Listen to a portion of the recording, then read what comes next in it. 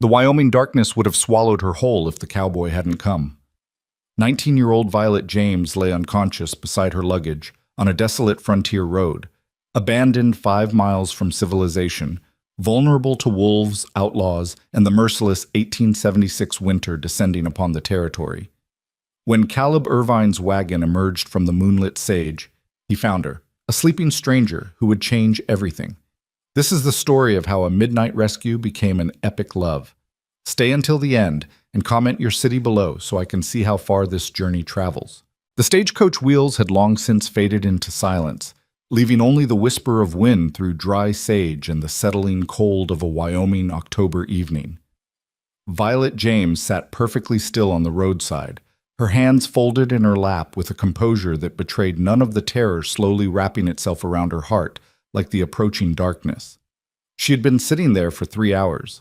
The leather travel cases beside her, one large trunk and 2 smaller bags containing everything she owned, seemed to mock her with their presence. At least you have your belongings, she thought bitterly. You'll die well-dressed, and with plenty to read. The stagecoach driver, a grizzled man named Hutchins with tobacco-stained teeth and a perpetual squint, had deposited her on this stretch of road with a casual cruelty that still made her stomach turn. "Stage is overloaded, miss. You'll have to wait here. Someone from Promise Creek will be along shortly to fetch you." "But it's nearly sunset," she had protested, hating the tremor in her voice. "Surely we can make room." "Company policy, miss. Weight restrictions." He had tipped his hat with mock courtesy. "You'll be fine. This here's a well-traveled road." That had been a lie. In 3 hours, not a single wagon, rider, or soul had passed. The road stretched empty in both directions, a pale ribbon winding through an ocean of sage and sparse grass that rolled away to distant mountains already purple with twilight. Violet pulled her traveling cloak tighter. The wool was good quality, a parting gift from her aunt in Philadelphia, but it had been chosen for autumn in the east, not the bone-deep cold that seemed to rise from the very earth here in the west. Her fingers had lost sensation an hour ago. She was a practical young woman. Practical enough to have accepted this teaching position despite her father's fury, practical enough to have made the arduous journey alone, practical enough to know that sitting on this road after dark was likely to end in tragedy. The West was full of dangers she could only imagine: wolves, bears, desperados, renegade Indians, men whose intentions toward a lone woman would be far worse than simple robbery. Yet what choice did she have? To walk 5 miles in darkness with her luggage was impossible. To abandon her belongings, her books, her teaching materials, her mother's cameo brooch, was unthinkable. To set off into the wilderness, hoping to find Promise Creek, would be suicide. So she sat and waited, and tried not to think about the stories she had heard, the warnings that had followed her westward like dark birds. The sun touched the horizon, bleeding red and gold across the vast sky. Violet had never seen such colors in Philadelphia, had never experienced such profound silence. At home, there were always sounds: carriages on cobblestones, vendors calling their wares, the hum of civilized life. Here, there was only the wind and the occasional cry of a bird she couldn't name. She thought of her mother, dead these 5 years from consumption. Elizabeth James had been a refined woman, a teacher herself, who had believed that education was the surest path to independence for a woman. "Never rely on a man for your survival, Violet," she had said during those final painful months. "Cultivate your mind. It's the one thing no one can take from you." Her father had disagreed violently. Marcus James was a successful shipping merchant who believed a woman's place was in the home, under male protection. When Violet had announced her intention to accept the teaching position in Promise Creek, Wyoming territory, he had exploded with rage. "You'll go west over my dead body." "Do you know what happens to young women alone in those godless places? You'll be ruined, murdered, or worse." "I'm 19 years old, Father, old enough to make my own decisions." "You're old enough to be married. Harrison Whitmore has made his intentions clear. A fine match, wealthy, established. Harrison Whitmore is 43 years old and looking for a decorative wife to bear his children and keep his house. I am not interested in being decorative." The argument had escalated from there. In the end, she had left without his blessing, with only her aunt's support and a trunk full of teaching supplies. Now, sitting on this desolate road as darkness gathered, she wondered if her father had been right. No. She straightened her spine. She refused to give in to despair. She was Elizabeth James's daughter, practical and brave. She would survive this. The stars began emerging, brilliant and cold. Violet had never seen so many. They crowded the darkening sky in thick rivers of light, beautiful and terrible in their indifference. She found herself narrating the scene in her mind as if she were writing a letter home. Dear Aunt Margaret, the stars in Wyoming are so numerous they seem almost aggressive in their brightness. A sound made her freeze. Not the wind, not a bird. Something moving through the sage, something large and deliberate. Her heart hammered against her ribs. She stood slowly, scanning the darkness. The sound came again, a rustling, snapping of dry branches. Her mind raced through possibilities, each worse than the last. A bear? A wolf? A man? She looked at her luggage, calculating. Could she leave it? Could she run? The sound grew closer, definitely footsteps, definitely large. Then, emerging from the gloom about 30 yards away, she saw it. A deer, a young buck with small antlers stepping delicately through the sage. It paused, looked directly at her with dark, liquid eyes, then continued on its way, utterly unconcerned. Violet released a breath she hadn't known she was holding. Her legs trembled so badly she had to sit down again, this time directly on her trunk. She pressed her hands to her face, feeling the sting of tears she refused to shed. Pull yourself together. Crying accomplishes nothing. But exhaustion was catching up with her. The journey from Philadelphia had taken 9 days, train to Chicago, train to Cheyenne, then 3 days of brutal stagecoach travel through terrain that grew increasingly harsh and empty. She had barely slept, eating cold biscuits and dried meat at relay stations that were little more than shacks, surrounded by rough men who stared at her with expressions she tried not to interpret. The temperature was dropping rapidly now. Violet could see her breath. Her feet, in their impractical buttoned boots, felt like blocks of ice. She tried flexing her toes, wiggling her fingers, anything to maintain circulation. Another hour passed. The moon rose, nearly full, casting the landscape in silver and shadow. The road became a pale ghost stretching into infinite darkness. No lights appeared in either direction. Violet's head nodded forward. She jerked it back up, forcing her eyes open. She couldn't sleep. It wasn't safe. She had to stay alert. But exhaustion was a physical weight pressing down on her. 3 nights of fitful sleep, the stress of the journey, the fear of the past hours, it all combined into an irresistible heaviness. Her eyes drifted closed. Just for a moment. Just rest your eyes for a moment. She never felt herself slide sideways, never felt her body settle against the trunk, never knew when her breathing deepened and sleep claimed her completely. Caleb Irvine had been riding since before dawn, and he was bone-tired. The trip to Laramie to purchase breeding stock had taken longer than expected. The seller had been drunk and argumentative. The negotiations had dragged into a second day, and by the time Caleb had finally secured 3 young heifers at a reasonable price, he was already behind schedule. He should have stayed overnight in Laramie, but something pulled him homeward. Maybe it was the changing weather. He could smell snow coming, though it was early yet for serious storms. Maybe it was concern for his ranch. He had left his 2 hired hands, Pete and Tommy, in charge. And while they were good men, neither had his experience or judgment. Or maybe it was simply that the ranch was the only home he had left, and he felt unmoored when away from it too long. So he had set out at dawn, pushing the wagon harder than he should have, the 3 heifers secured in back, his riding horse, a rangy sorrel gelding named Red, tied behind. The road was rough, the wagon protested with every rut, and the heifers bawled their displeasure, but he kept moving. By the time twilight fell, he was still 10 miles from home. He considered stopping, making camp, but the moon was rising full and bright, and the road was clear enough. He could make it home by midnight if he kept going. The landscape around him was familiar and beloved. He had been born not 30 miles from here, had spent his entire 30 years in this territory. His father had been one of the early settlers, arriving in '65 when Caleb was 9, staking a claim and building it into a modest but successful cattle operation. Then 4 years ago, both parents had died within 6 months of each other. His mother from a fever, his father from a combination of grief and a heart that had simply worn out. The ranch had passed to Caleb, the only child, and he had poured everything into maintaining it, improving it, making it worthy of his father's legacy.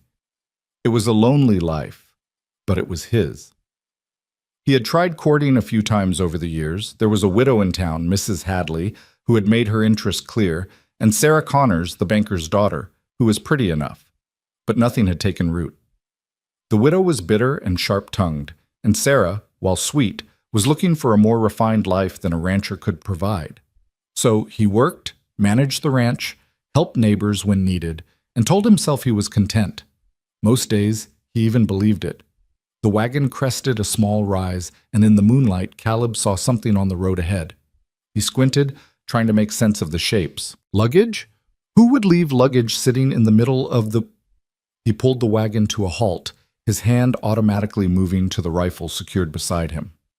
In Wyoming Territory in 1876, you learned to be cautious. Too many travelers had stumbled into ambushes. Too many good people had died because they trusted the wrong situation. He scanned the surroundings carefully. The sage stretched empty on all sides. No movement, no sounds beyond the normal night sounds of insects and wind. The luggage sat there, dark shapes in the moonlight, and beside them, his heart lurched. A person. Someone sitting or lying beside the luggage. Caleb secured the reins and climbed down quietly, rifle in hand. He approached slowly, every sense alert. As he drew closer, details emerged. A woman's traveling cloak, dark fabric, the pale shape of a face framed by dark hair. Dead? Injured? Bait for a trap? He stopped 10 feet away and called out, "Ma'am, are you all right?" No response. The figure didn't move. He came closer, rifle still ready, eyes scanning the darkness for threats. Close enough now to see her clearly. A young woman, very pale, slumped against a leather trunk. Her eyes were closed, her breathing shallow but regular. Asleep. She had fallen asleep on the side of the road. Caleb lowered the rifle, astonishment replacing caution. What in God's name was a young woman doing alone on this road? Where had she come from? Where was she going? He knelt beside her, close enough to see her face properly. She was younger than he'd first thought, perhaps 19 or 20. City clothes, good quality. Dark hair pinned up but coming loose. A pretty face, though drawn with exhaustion and cold. "Ma'am," he said again, more gently. "Ma'am, you need to wake up." She stirred slightly but didn't wake. He touched her shoulder carefully. God, she was cold, far too cold, and shook her gently. "Ma'am." Her eyes fluttered but didn't open. Exhaustion had claimed her completely. Caleb rocked back on his heels, thinking. The temperature was dropping fast. Frost would come tonight, he could feel it. She couldn't stay here. She needed warmth, shelter, and she needed it soon. But he couldn't just throw her in the back of the wagon with the heifers. He looked at the wagon bed, considering. There was a space in front where he sometimes slept when camping. If he moved some supplies, he could make room. No, that would take too long, and she was already too cold. The decision made itself. He was a big man, strong from years of ranch work, and she was a small woman, slight and light. He slipped the rifle back into its place on the wagon, then returned and carefully worked his arms under her, one under her knees, one behind her back. She made a small sound as he lifted her but didn't wake. Up close, he could see how young she really was, see the dark circles under her eyes, the way her lips were faintly blue with cold. He carried her to the wagon and settled her as gently as possible on the bench seat. She sagged against the side, and he quickly stripped off his coat, sheepskin-lined, warm, and wrapped it around her. It swallowed her small frame, but it would keep her warmer than that thin traveling cloak. The luggage. He couldn't leave it. Whatever had brought her here, those cases clearly contained everything she owned. He loaded them quickly, one large trunk, surprisingly heavy, and two smaller bags. They filled most of the wagon bed, but there was still room for the heifers. He climbed up beside her and took the reins. She was already slumping toward him, and he shifted position slightly so she could lean against his shoulder. Better that than have her fall off the seat. The wagon moved forward, and Caleb found himself acutely aware of the small, cold weight pressed against his side. Who was she? What was her story? The questions multiplied as the miles passed. An hour later, the lights of Promise Creek appeared in the distance. Perhaps a dozen buildings clustered around a crossroads, warm yellow light spilling from windows. It wasn't much. General store, saloon, boarding house, church, bank, blacksmith, and a scattering of homes. But it was civilization, and it was exactly what this young woman needed. As they entered the town's single street, Caleb headed directly for Mrs. Peterson's boarding house. If anyone could help, it was Agnes Peterson, a formidable woman who ran the cleanest, most respectable establishment in Promise Creek. He pulled the wagon to a stop in front of the two-story frame building and climbed down carefully, trying not to disturb his passenger. But the cessation of movement brought her partially awake. Her eyes opened, unfocused and confused. You're safe, ma'am. We're in Promise Creek. I'm taking you to the boarding house." She blinked up at him, and he saw the moment true consciousness returned. Fear flooded her face, and she jerked away from him, nearly falling off the wagon seat. "Don't! Who are you?" "Easy." He held up his hand, stepping back. "I'm not going to hurt you. My name is Caleb Irvine. I found you on the road about 10 miles back. You were asleep and it was getting cold, so I brought you to town." She stared at him, breathing hard, clearly trying to assess the situation. Her eyes went to the boarding house, then back to him, then to her luggage visible in the wagon bed. The fear in her face began to ease, replaced by confusion, and then gradually, comprehension. "I fell asleep?" "Yes, ma'am. Dead asleep against your trunk." Her face flushed, even in the dim light. "Oh, God, I didn't mean to. I was trying to stay awake. I was supposed to—" She pressed her hands to her face. "This is mortifying." Despite everything, Caleb found himself suppressing a smile. "I'd say it's more dangerous than mortifying, ma'am. That's not a good road to sleep beside." "I know that." Her voice was sharp, defensive. "I wasn't given much choice. The stagecoach left me there. The driver said someone from town would come, but no one—" She stopped, seemed to collect herself. "I apologize. You rescued me, and I'm being rude. Thank you, Mr. Irvine. I'm very grateful." Before he could respond, the boarding house door opened and Agnes Peterson emerged, lamp held high. She was a stout woman in her 50s with iron gray hair and sharp eyes that missed nothing. "Caleb Irvine, is that you? What's all this commotion at this hour?" "Evening, Mrs. Peterson. I found this young lady stranded on the road. Thought you might have a room for her." Agnes came down the steps, holding the lamp higher to illuminate Violet's face. Recognition dawned. "Lord have mercy, you must be the new school teacher. Miss James, isn't it? We've been expecting you since this afternoon. When you didn't arrive, we thought, well, never mind what we thought. Come inside at once, child. You look half frozen." Violet climbed down from the wagon, stumbling slightly. Caleb reached out to steady her, and she accepted his arm with a murmured thanks. "The school board will hear about this," Agnes continued, her voice rising with indignation. "Leaving a young woman alone on that road. Hutchins should be horsewhipped. Come on, dear, let's get you warm and fed." "My luggage," Violet began. "I'll bring it in," Caleb said. "You go on inside." She looked at him then, really looked at him for the first time. In the lamplight, he could see her more clearly. Dark brown eyes, intelligent and direct, a face that was striking rather than conventionally pretty, an air of determination beneath the exhaustion. "Thank you," she said quietly. "Truly, I don't know what would have happened if you hadn't come along." "Nothing good, I expect. You're lucky the temperature didn't drop faster." Luck had nothing to do with it," Agnes interjected. "Providence sent Caleb down that road at exactly the right moment. Now come along, Miss James, before you catch your death." Violet allowed herself to be shepherded inside. Caleb began unloading her trunk, surprised again by its weight. Books, he guessed. What else would a schoolteacher carry? By the time he had wrestled all three pieces inside, Agnes directing him to a room on the second floor, Violet was seated by the fire in the boarding house's common room, wrapped in blankets and clutching a cup of something hot. Her color was better, though she still looked exhausted. Agnes was bustling about, bringing more blankets, stoking the fire, preparing a plate of cold chicken and bread. Other boarders had emerged to see what the fuss was about. An elderly couple, the Harrisons, a young cowhand named Billy, and Mrs. Henderson, a widow who helped Agnes with the housework. "Set those cases in her room, Caleb," Agnes instructed. Second door on the right. He carried the trunk upstairs, placed it carefully in a neat, simple room with a bed, dresser, and washstand. The two smaller bags fit beside it. When he came back downstairs, Violet was eating mechanically, clearly too tired to taste the food. "I should settle up with you," she said, looking up as he approached. "For the rescue. Whatever the usual rate is, there's no rate for helping someone in trouble, Miss James. But surely your time, your effort—" "Ma'am, I was heading this direction anyway. It was no trouble to bring you along." Agnes nodded approvingly. "That's Caleb, salt of the earth. His father was the same way, always the first to help a neighbor."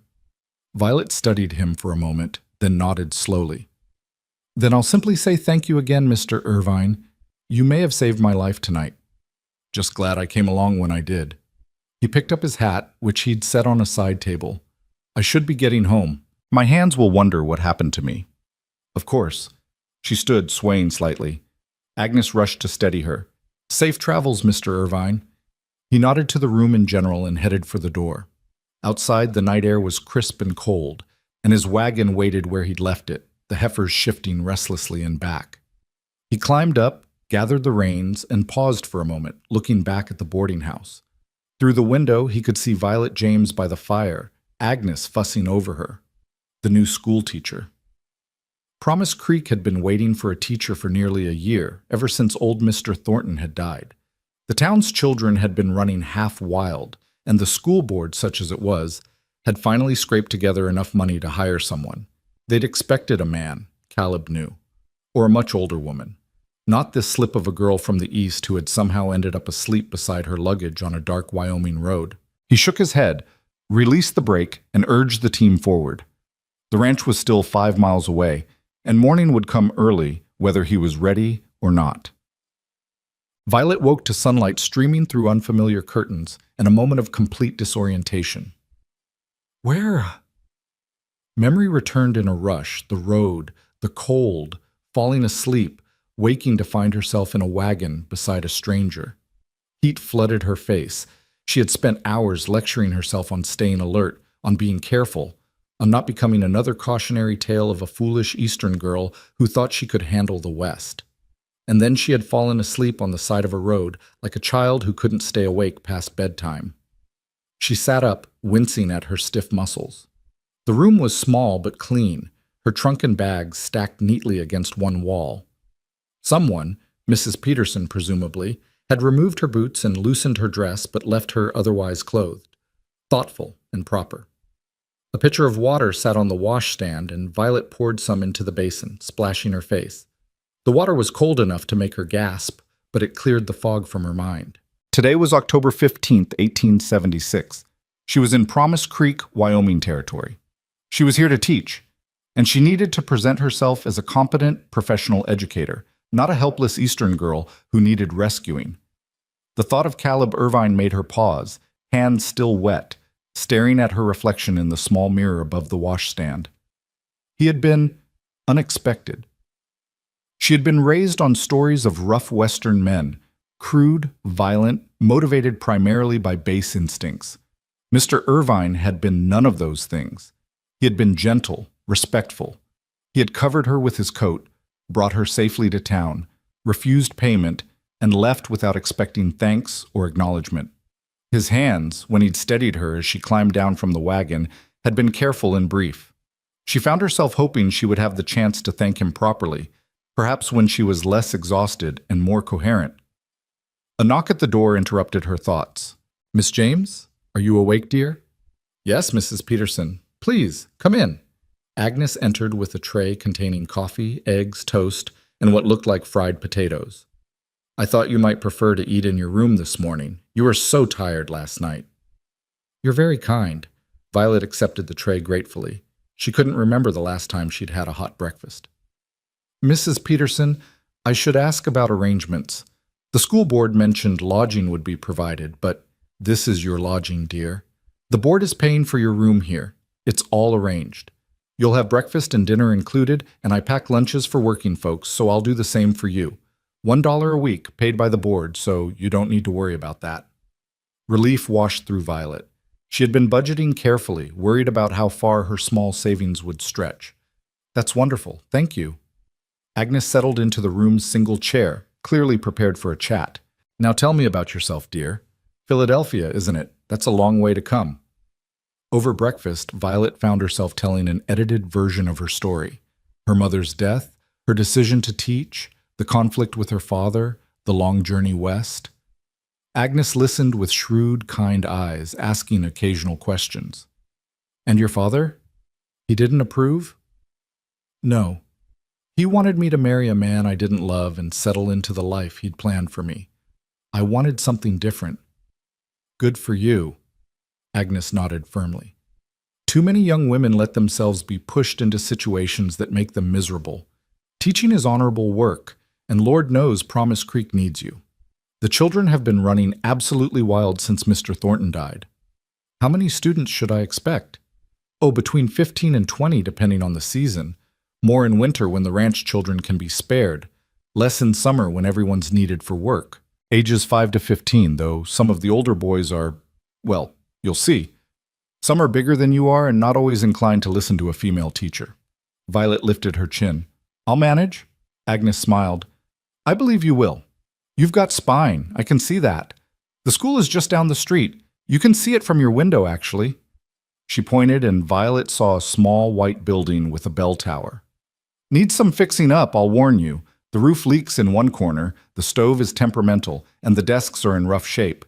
The school board has funds for supplies, but not much else. I'll make do.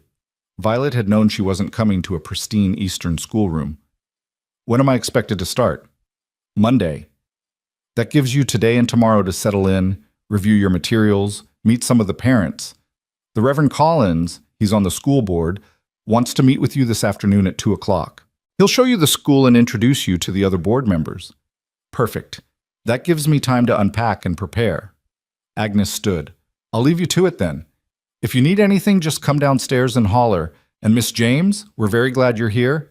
The children need you, and frankly, this town needs more civilized female influence. After Agnes left, Violet finished her breakfast and began the process of unpacking. Her trunk contained mostly books, primers, arithmetic texts, readers, her own personal collection including Dickens, Shakespeare, and Emerson. The smaller bags held clothes, personal items, and teaching materials, slate boards, chalk, paper, pens, ink. She hung her 3 dresses in the small wardrobe, arranged her books on the dresser top, and set up the small photograph she had of her mother. Elizabeth James looked back at her from the fading image, intelligent eyes calm and steady. I made it, Mama, Violet whispered. I'm here, and I'm going to make you proud. At precisely 2 o'clock, dressed in her most professional dark blue dress with her hair pinned severely back, Violet walked down the boarding house stairs and found Reverend Collins waiting in the common room. He was a tall, thin man in his 60s with white hair and gentle eyes. Miss James, welcome to Promise Creek. We're delighted to have you. Shall we walk to the school? The October afternoon was bright and cool, the sky that impossible blue she was beginning to associate with Wyoming. Promise Creek looked different in daylight, smaller, rougher, but somehow more real than it had seemed in last night's lamplight and confusion. The school was indeed visible from the boarding house, just 50 yards down the dusty main street. As they approached, Violet noted the peeling paint, the slightly crooked bell tower, the windows that could use washing. Inside was worse. The single large room held perhaps 20 desks in various states of disrepair, a pot-bellied stove that listed slightly to one side, a teacher's desk that wobbled when Reverend Collins touched it, and a blackboard that was more gray than black. But there were books, a small shelf of them, and maps on the walls and windows that, though dirty, let in plenty of light.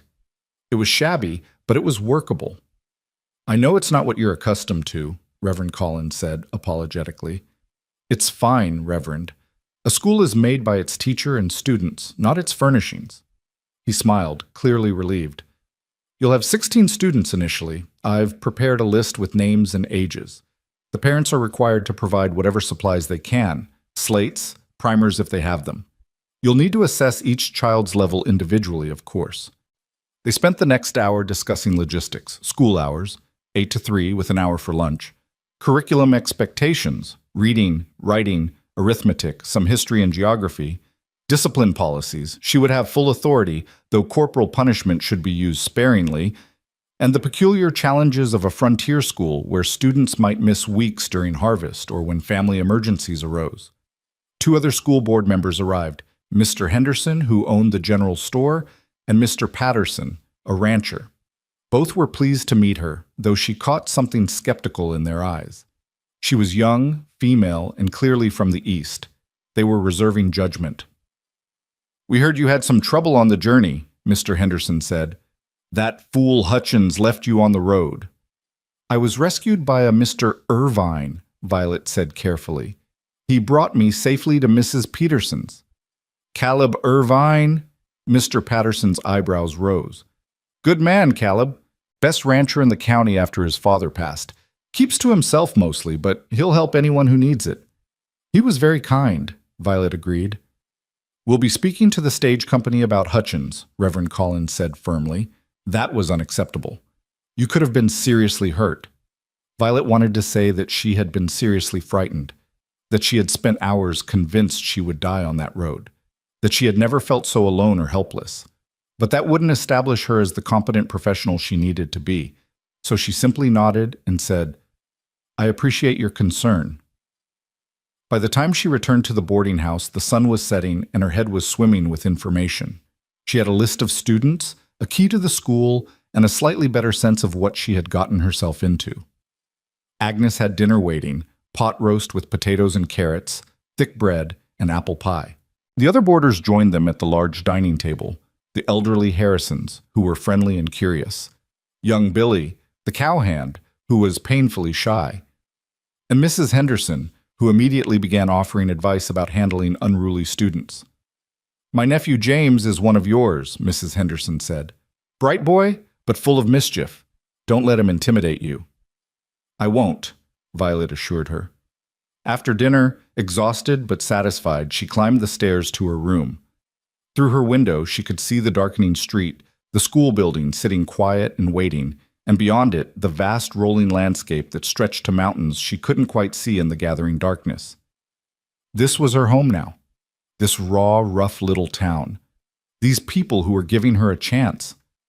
She thought of Caleb Irvine, out on his ranch somewhere in that vast darkness, and found herself wondering if she would see him again. Promise Creek was small. Surely their paths would cross. But that was foolish thinking. He had rescued her out of simple human decency, nothing more. She was here to teach, to prove herself, to build a life on her own terms. Violet unpinned her hair, brushed it out, and prepared for bed. Through the thin walls, she could hear Agnes moving around downstairs, hear the Harrisons talking quietly in their room, hear the ordinary sounds of life in this strange new place. She was not on that dark road anymore, cold and frightened and alone. She was here, safe, with a purpose and a chance. Tomorrow she would begin preparing in earnest. Monday, she would meet her students. And somehow, some way, she would make this work. She had crossed a continent to get here. She had survived abandonment and rescue. She could certainly handle teaching 16 frontier children. As she drifted off to sleep, her last thought was of a tall cowboy with kind eyes and careful hands, disappearing into the darkness with a wagon full of cattle, and she sent up a silent prayer of thanks for the stranger who had become, however briefly, her salvation. Monday morning arrived with a crystalline clarity that made Violet's stomach tighten with nerves. She had spent the entire weekend preparing, reviewing her materials, arranging the classroom, scrubbing desks until her hands were raw. But now, standing before the schoolhouse door at 7:30 in the morning, she felt wholly unprepared for what waited inside. The students began arriving at 7:45. They came on foot, on horseback, in wagons driven by parents who eyed Violet with expressions ranging from hopeful to dubious. The children themselves were a revelation, rough-clothed, weather-browned, with eyes that held a wariness she had never seen in Philadelphia's schoolchildren.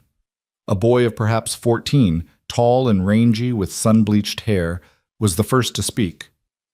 "You the new teacher?" "I am, Miss James, and you are." "Luke Patterson." He looked her up and down with an insolence that set her teeth on edge. "You don't look like much." Appearances can be deceiving, Mr. Patterson. Please take a seat. He smirked but complied. The other students filed in, some curious, some hostile, some simply resigned. By 8 o'clock, 17 children, ranging from a tiny 5-year-old girl named Emma to several boys who were nearly men, filled the room with shuffling, whispering chaos. Violet stood before them and let the silence build until every eye was on her. "Good morning. I am Miss James, and I am here to teach you. I know you've been without a teacher for some time, and I know some of you may doubt whether a woman from Philadelphia can handle a Wyoming schoolroom." She paused, meeting Luke Patterson's eyes directly. "I can. I will. And by the end of this year, every one of you will be able to read, write, and calculate better than you do today." A small girl in the front row raised her hand tentatively. "Yes? Miss James, can you really teach us like Mr. Thornton did? He knew everything." "I don't know everything," Violet said honestly, "but I know enough to teach you what you need to learn. And when I don't know something, I'll admit it, and we'll find the answer together." The morning passed in a blur of assessment. She had each child read aloud, work simple arithmetic problems on the board, write their names. The range of ability was staggering. Emma, the 5-year-old, didn't know her letters. Luke Patterson, despite his attitude, could read at a level appropriate for his age. Several of the middle children, ages 8 to 12, could barely write their own names. At noon, the children scattered like startled birds, most running home for lunch.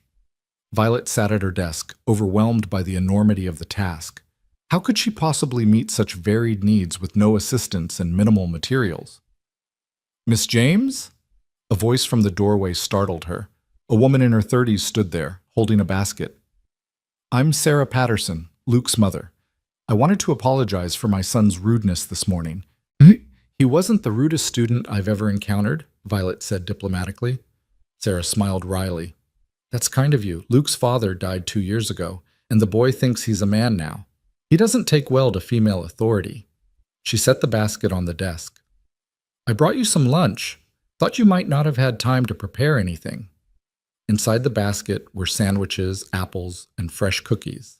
Violet's eyes stung unexpectedly. "Mrs. Patterson, that's incredibly thoughtful. Thank you." "We're glad you're here, Miss James. Don't let the rough edges fool you. These children need what you have to offer. They just might not know it yet." The afternoon was devoted to establishing routines and rules. Violet laid out her expectations clearly: respect for the teacher and fellow students, completion of assigned work, no fighting or foul language. Consequences for breaking rules would be fair, but firm.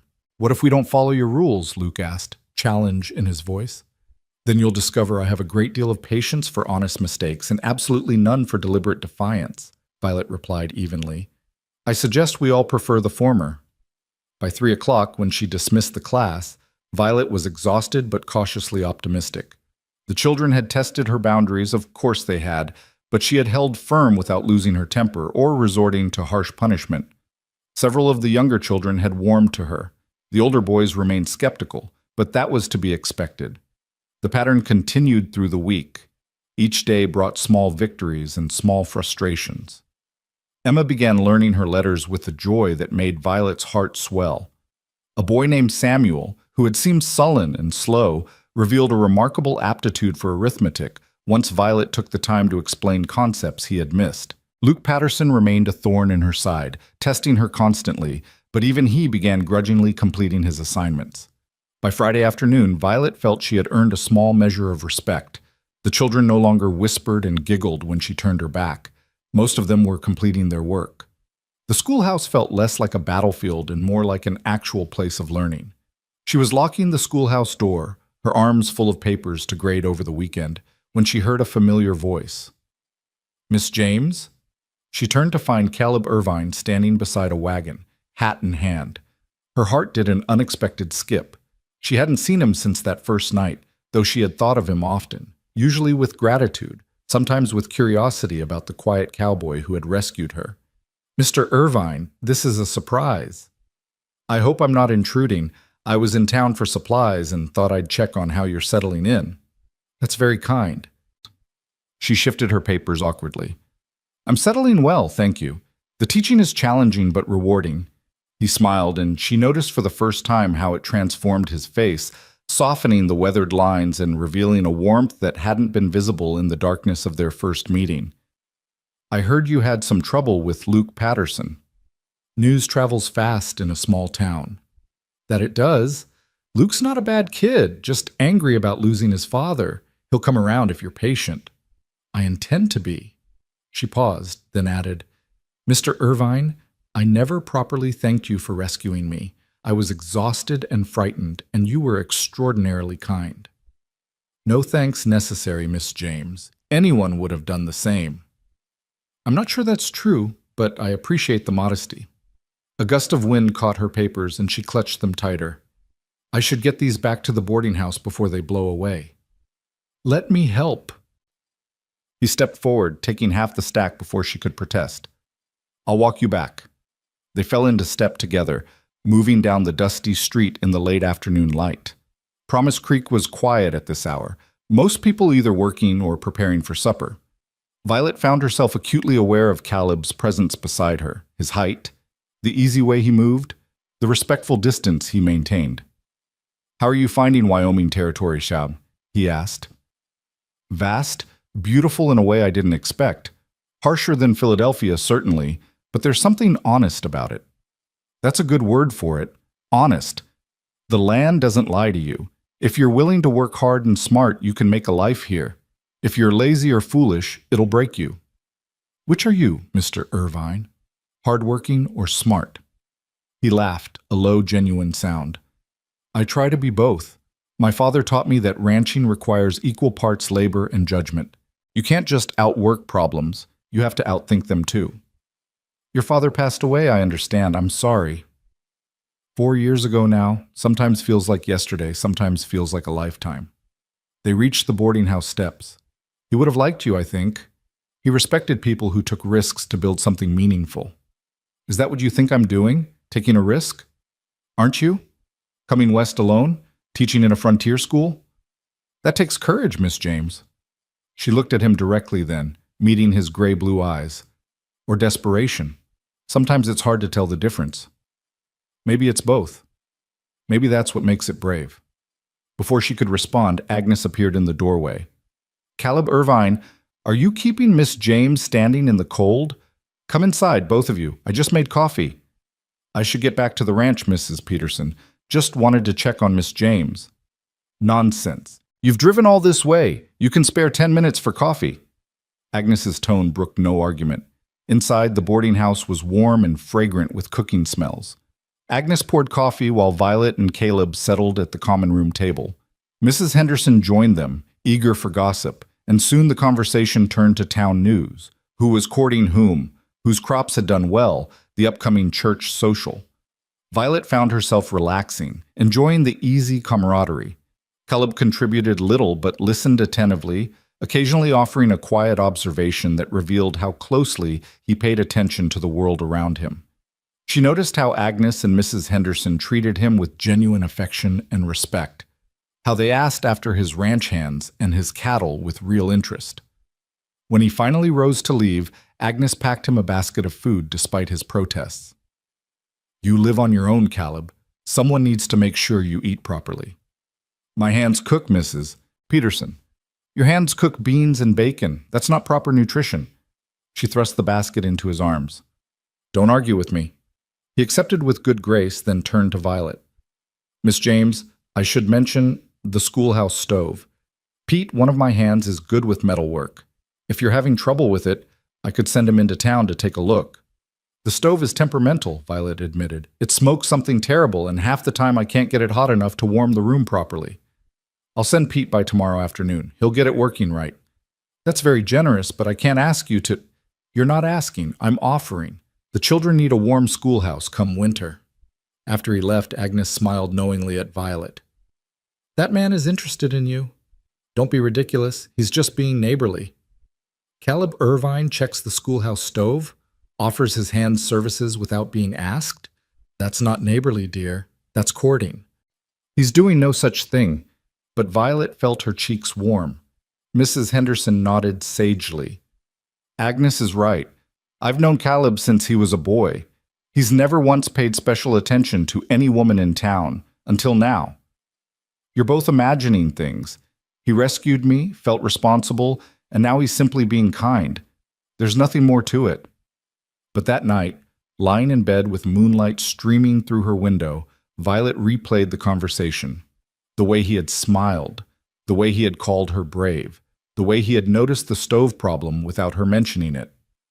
Stop it, she told herself firmly. You came here to teach, not to become one of those women who loses her head over the first kind man she meets. You have work to do, a purpose to fulfill. Still, when sleep came, she dreamed of gray-blue eyes and quiet strength, of being lifted gently into a wagon under stars too numerous to count. Saturday brought Pete, a grizzled man in his 50s who arrived at the schoolhouse with a box of tools and a cheerful demeanor. Boss sent me to fix your stove, miss. That's very kind. I'm afraid I don't know much about stoves. Don't need to, miss. That's what folks like me are for. He set to work, whistling tunelessly, while Violet graded papers at her desk. Within 2 hours, he had the stove drawing properly, the smoke issue resolved, and the whole contraption heating more evenly. Should work fine now, miss. Just make sure you clean the flue once a month, and don't let the fire get too hot. That's what warps the metal. I can't thank you enough. What do I owe you? Not a thing. Boss already paid me. He tipped his hat and left before she could protest further.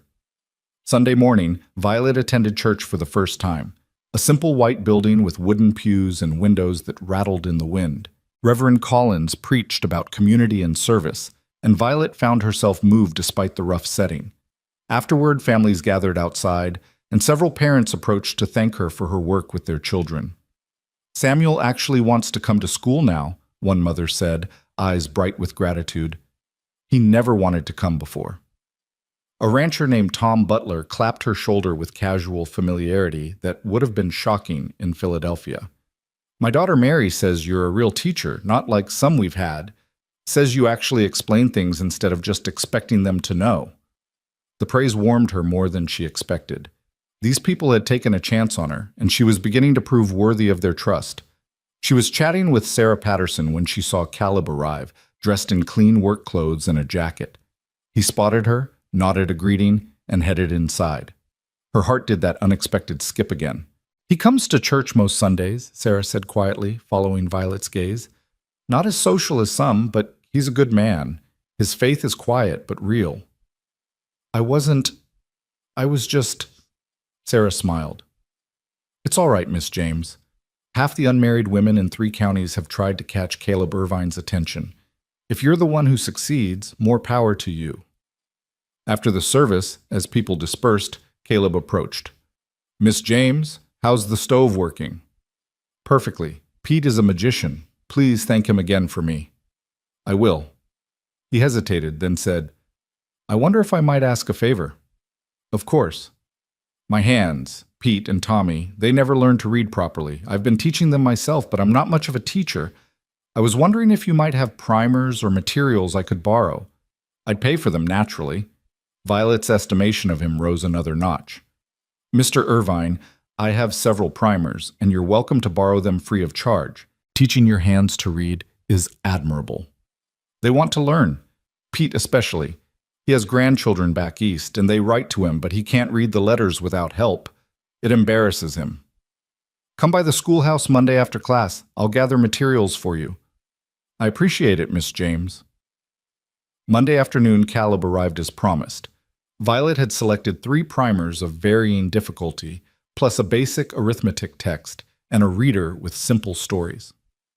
Start with the most basic primer, she advised. Have them practice writing letters, then simple words.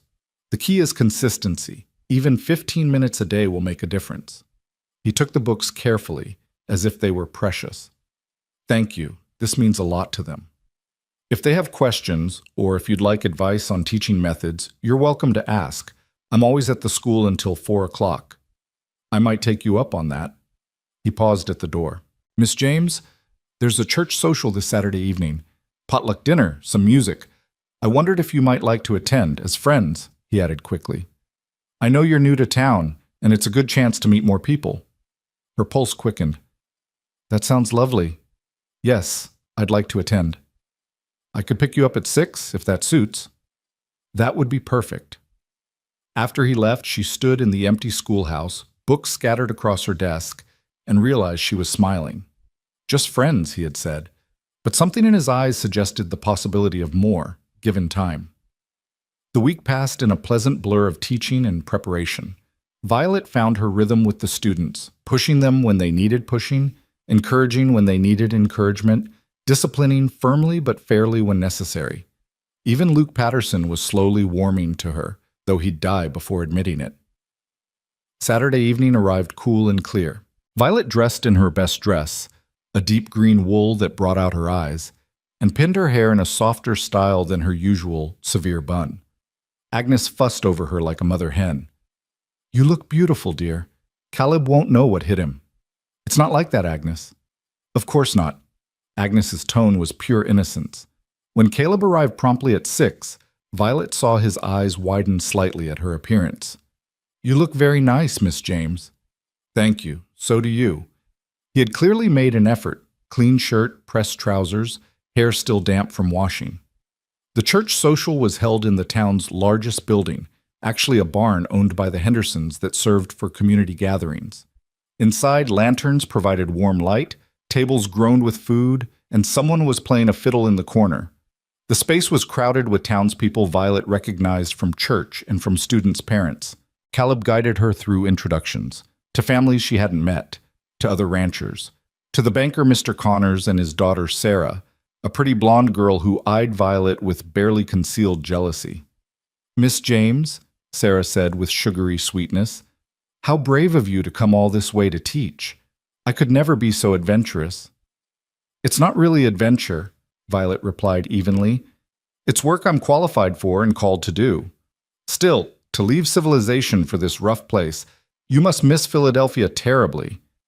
"I miss some things, but I'm finding much to appreciate here." They filled plates with fried chicken, potato salad, biscuits, and pie, finding seats at a long table with the Pattersons and several other families. The conversation flowed easily, talk of weather, cattle prices, the upcoming winter, funny stories about children and animals. Violet found herself laughing genuinely for the first time since arriving in Wyoming. These people were rough-edged but warm-hearted, their humor earthy but never cruel. She felt herself relaxing in a way she never had at Philadelphia's formal social gatherings. After dinner, the fiddle player was joined by a guitar, and people began dancing, simple reels and square dances that Violet didn't know. Caleb noticed her watching wistfully. "Would you like to learn?" "I don't want to embarrass myself." "Everyone's terrible when they start. Come on, I'll teach you." He led her to the dancing area and walked her through the basic steps of a simple reel. He was patient and surprisingly graceful for such a large man, and soon she was laughing and spinning with the other dancers, her hand warm in his, the music and movement driving away any lingering shyness. They danced 3 dances before taking a break, both flushed and breathless. Outside, the air was cool and welcome after the crowded barn's warmth. They walked a short distance from the noise, and Violet looked up at the stars, brilliant and infinite as always. "I'm beginning to understand why people love this place," she said quietly. "It's beautiful in a way that has nothing to do with comfort or convenience." "It gets in your blood," Caleb agreed. "I've been to Denver a few times, thought about what life might be like in a real city, but I can't imagine leaving. This is home." "You've never wanted to see more of the world?" "Maybe someday. But not to leave, just to visit and then come back. What about you? Do you see yourself staying in Promise Creek long term?" She considered. "I don't know. I came here to prove something, to myself, to my father, maybe to my mother's memory. Whether I stay depends on whether I succeed." "You're already succeeding, Miss James. The children adore you." "Some of them. Luke Patterson still looks at me like I'm a particularly annoying insect." Caleb laughed. "Give him time. He'll come around." They stood in comfortable silence, the music drifting from the barn, the night vast and peaceful around them. Violet felt something shift inside her, a recognition that this place, these people, even this quiet man beside her, were becoming important to her in ways she hadn't anticipated. "Mr. Irvine?" "Caleb, please." We've danced together. I think we can use first names. Caleb, she amended, liking the feel of his name. Thank you for bringing me tonight. I've had a wonderful time. So have I, Violet. He said her name carefully, as if testing its weight. I wonder if you'd let me take you riding sometime. There's a valley about 3 miles from here, beautiful this time of year. I think you'd enjoy seeing it. Her breath caught. This was more than friendly interest. This was courtship, real and intentional. Part of her wanted to refuse, to maintain professional distance, to focus solely on teaching, but a larger part wanted to say yes, wanted to explore whatever this connection might be. I should warn you, I've never been on a horse in my life. I'll teach you. I'm patient, and I have a gentle mare that's perfect for beginners. Then yes, I'd like that very much. His smile in the moonlight was worth every moment of uncertainty. Next Sunday afternoon after church? If the weather holds? Perfect. They returned to the barn, and the evening continued with more dancing, more conversation, more laughter. When Caleb drove her back to the boarding house at 10 o'clock, Violet felt lighter than she had in months, maybe years. At her door, he helped her down from the wagon with careful hands. Thank you for tonight, Violet. I can't remember the last time I enjoyed an evening so much. Neither can I. Thank you for asking me. He hesitated, then said, I should be honest with you. I'm not good with words like some men. I can't quote poetry or talk about philosophy. I'm just a rancher who works hard and tries to do right. Those are excellent qualities, Caleb, better than poetry in my opinion. What I'm trying to say is, I'd like to spend more time with you, get to know you properly, if that's something you'd be open to. Her heart swelled. I'd like that too. He smiled, tipped his hat, and climbed back into the wagon. She watched until the vehicle disappeared into the darkness, then went inside where Agnes was waiting with undisguised curiosity. Well? It was lovely. He's taking me riding next Sunday. Agnes clapped her hands together. I knew it. I told you he was courting you.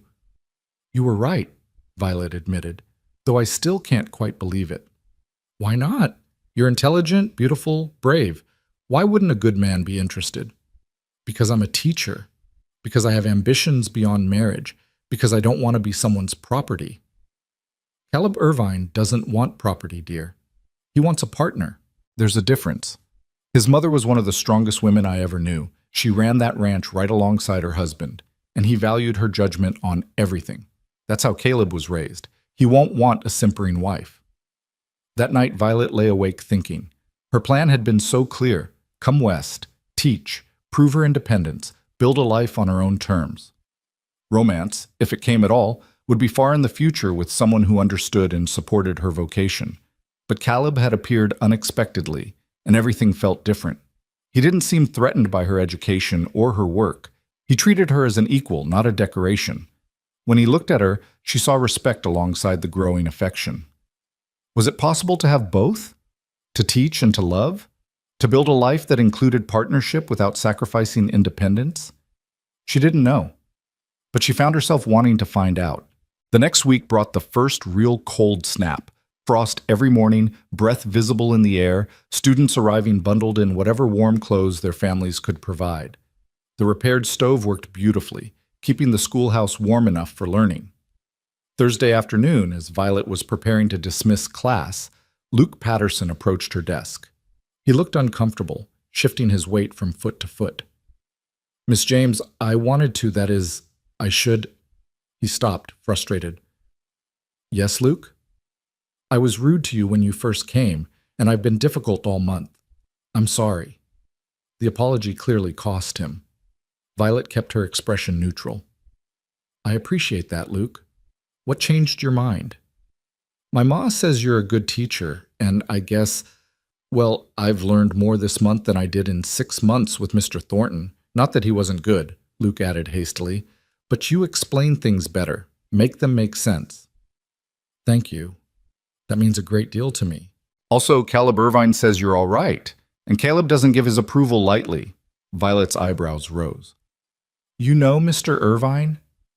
He was friends with my pa. He's been helping Ma with ranch decisions since Pa died. He's a good man. He seems to be. Ma says he's sweet on you. She thinks it's good, says you'd be good for him. Violet felt her cheeks warm. Your mother talks too much. Luke grinned, suddenly looking like the boy he still was under the man's exterior. That she does, Miss James. That she does. After he left, Violet sat at her desk, papers forgotten. The whole town was watching this courtship develop, apparently. The thought should have been embarrassing, but instead she found it oddly comforting. These people cared about Caleb, wanted good things for him. If they approved of her, perhaps she wasn't so out of place here after all. Sunday arrived clear and cold, perfect riding weather according to Agnes. After church, Caleb drove her to his ranch, a sprawling operation with a sturdy house, large barn, corrals holding dozens of cattle, and the vast Wyoming landscape rolling away in every direction. It's impressive, Violet said honestly. It's home. My father built most of it with his own hands. I'm just trying to maintain his vision and maybe expand a little. He helped her down. Come meet the horse I thought you might ride. In the barn, a pretty chestnut mare with a white star on her forehead regarded them calmly from a stall. This is Rosie. She's 15 years old, gentle as a lamb, and she's taught half the children in this county to ride. Violet reached out tentatively and stroked the mare's soft nose. Rosie woofed gently against her hand. She likes you. That's a good sign. The next hour was spent learning the basics, how to approach a horse, how to saddle and bridle, how to mount and dismount. Caleb was patient and thorough, never making her feel foolish for her ignorance. When she finally sat in the saddle, high above the ground and feeling wildly unbalanced, he grinned up at her. You're a natural. I'm terrified. That's natural too. But Rosie will take care of you. Trust her. They started in the corral, Caleb leading Rosie in slow circles while Violet learned to feel the horse's movement, to move with it instead of against it. Gradually she began to relax, to enjoy the rhythm and the sense of partnership with this large, gentle animal. After an hour, Caleb mounted his own horse, the tall sorrel gelding named Red, and they ventured out of the corral, moving at a sedate walk across open land. The world looked different from horseback. Bigger somehow, the horizons more distant, the sky more vast. True to his word, Caleb led her to a valley where golden aspens shimmered in the afternoon light, where a small creek burbled over smooth stones, where the mountains seemed close enough to touch. It was breathtaking. They dismounted and sat on a sun-warmed boulder, the horses grazing nearby. The silence was comfortable, punctuated only by natural sounds, wind, water, birdsong. My mother loved this place, Caleb said quietly. She'd come here when she needed to think or when the ranch work got overwhelming. Said it reminded her why they'd come west in the first place. It's beautiful. Thank you for sharing it with me. Violet, I want to be honest about something. He turned to face her. I'm 30 years old. Most men my age are married with children. I've had opportunities, women who were interested, but nothing ever felt right. I focused on the ranch, told myself that was enough. And now? Now I've met you and everything's different. You're intelligent, brave, independent. You don't need rescuing, you just needed a ride that one night. You're building something meaningful with your teaching, and I find myself thinking about you constantly, wondering if maybe there's room in your life for more than just work. Her heart hammered. Caleb, I came here to teach. That's my purpose, my calling. I won't give that up, not for anyone. I wouldn't ask you to. Violet, do you think I want a wife who sits at home and has no interests beyond cooking and mending? I want a partner, someone with her own mind and purpose. Teaching is important work, maybe the most important work there is. I'd never ask you to abandon it. Many men say that and then change their minds once marriage happens. I'm not many men. I'm me. And I'm telling you straight, if there's a future for us, it includes your teaching. I'd be proud to have a teacher for a wife. The word hung in the air between them. Wife. The future he was imagining, the life he was offering. This is happening very fast, Violet said, though her heart was singing.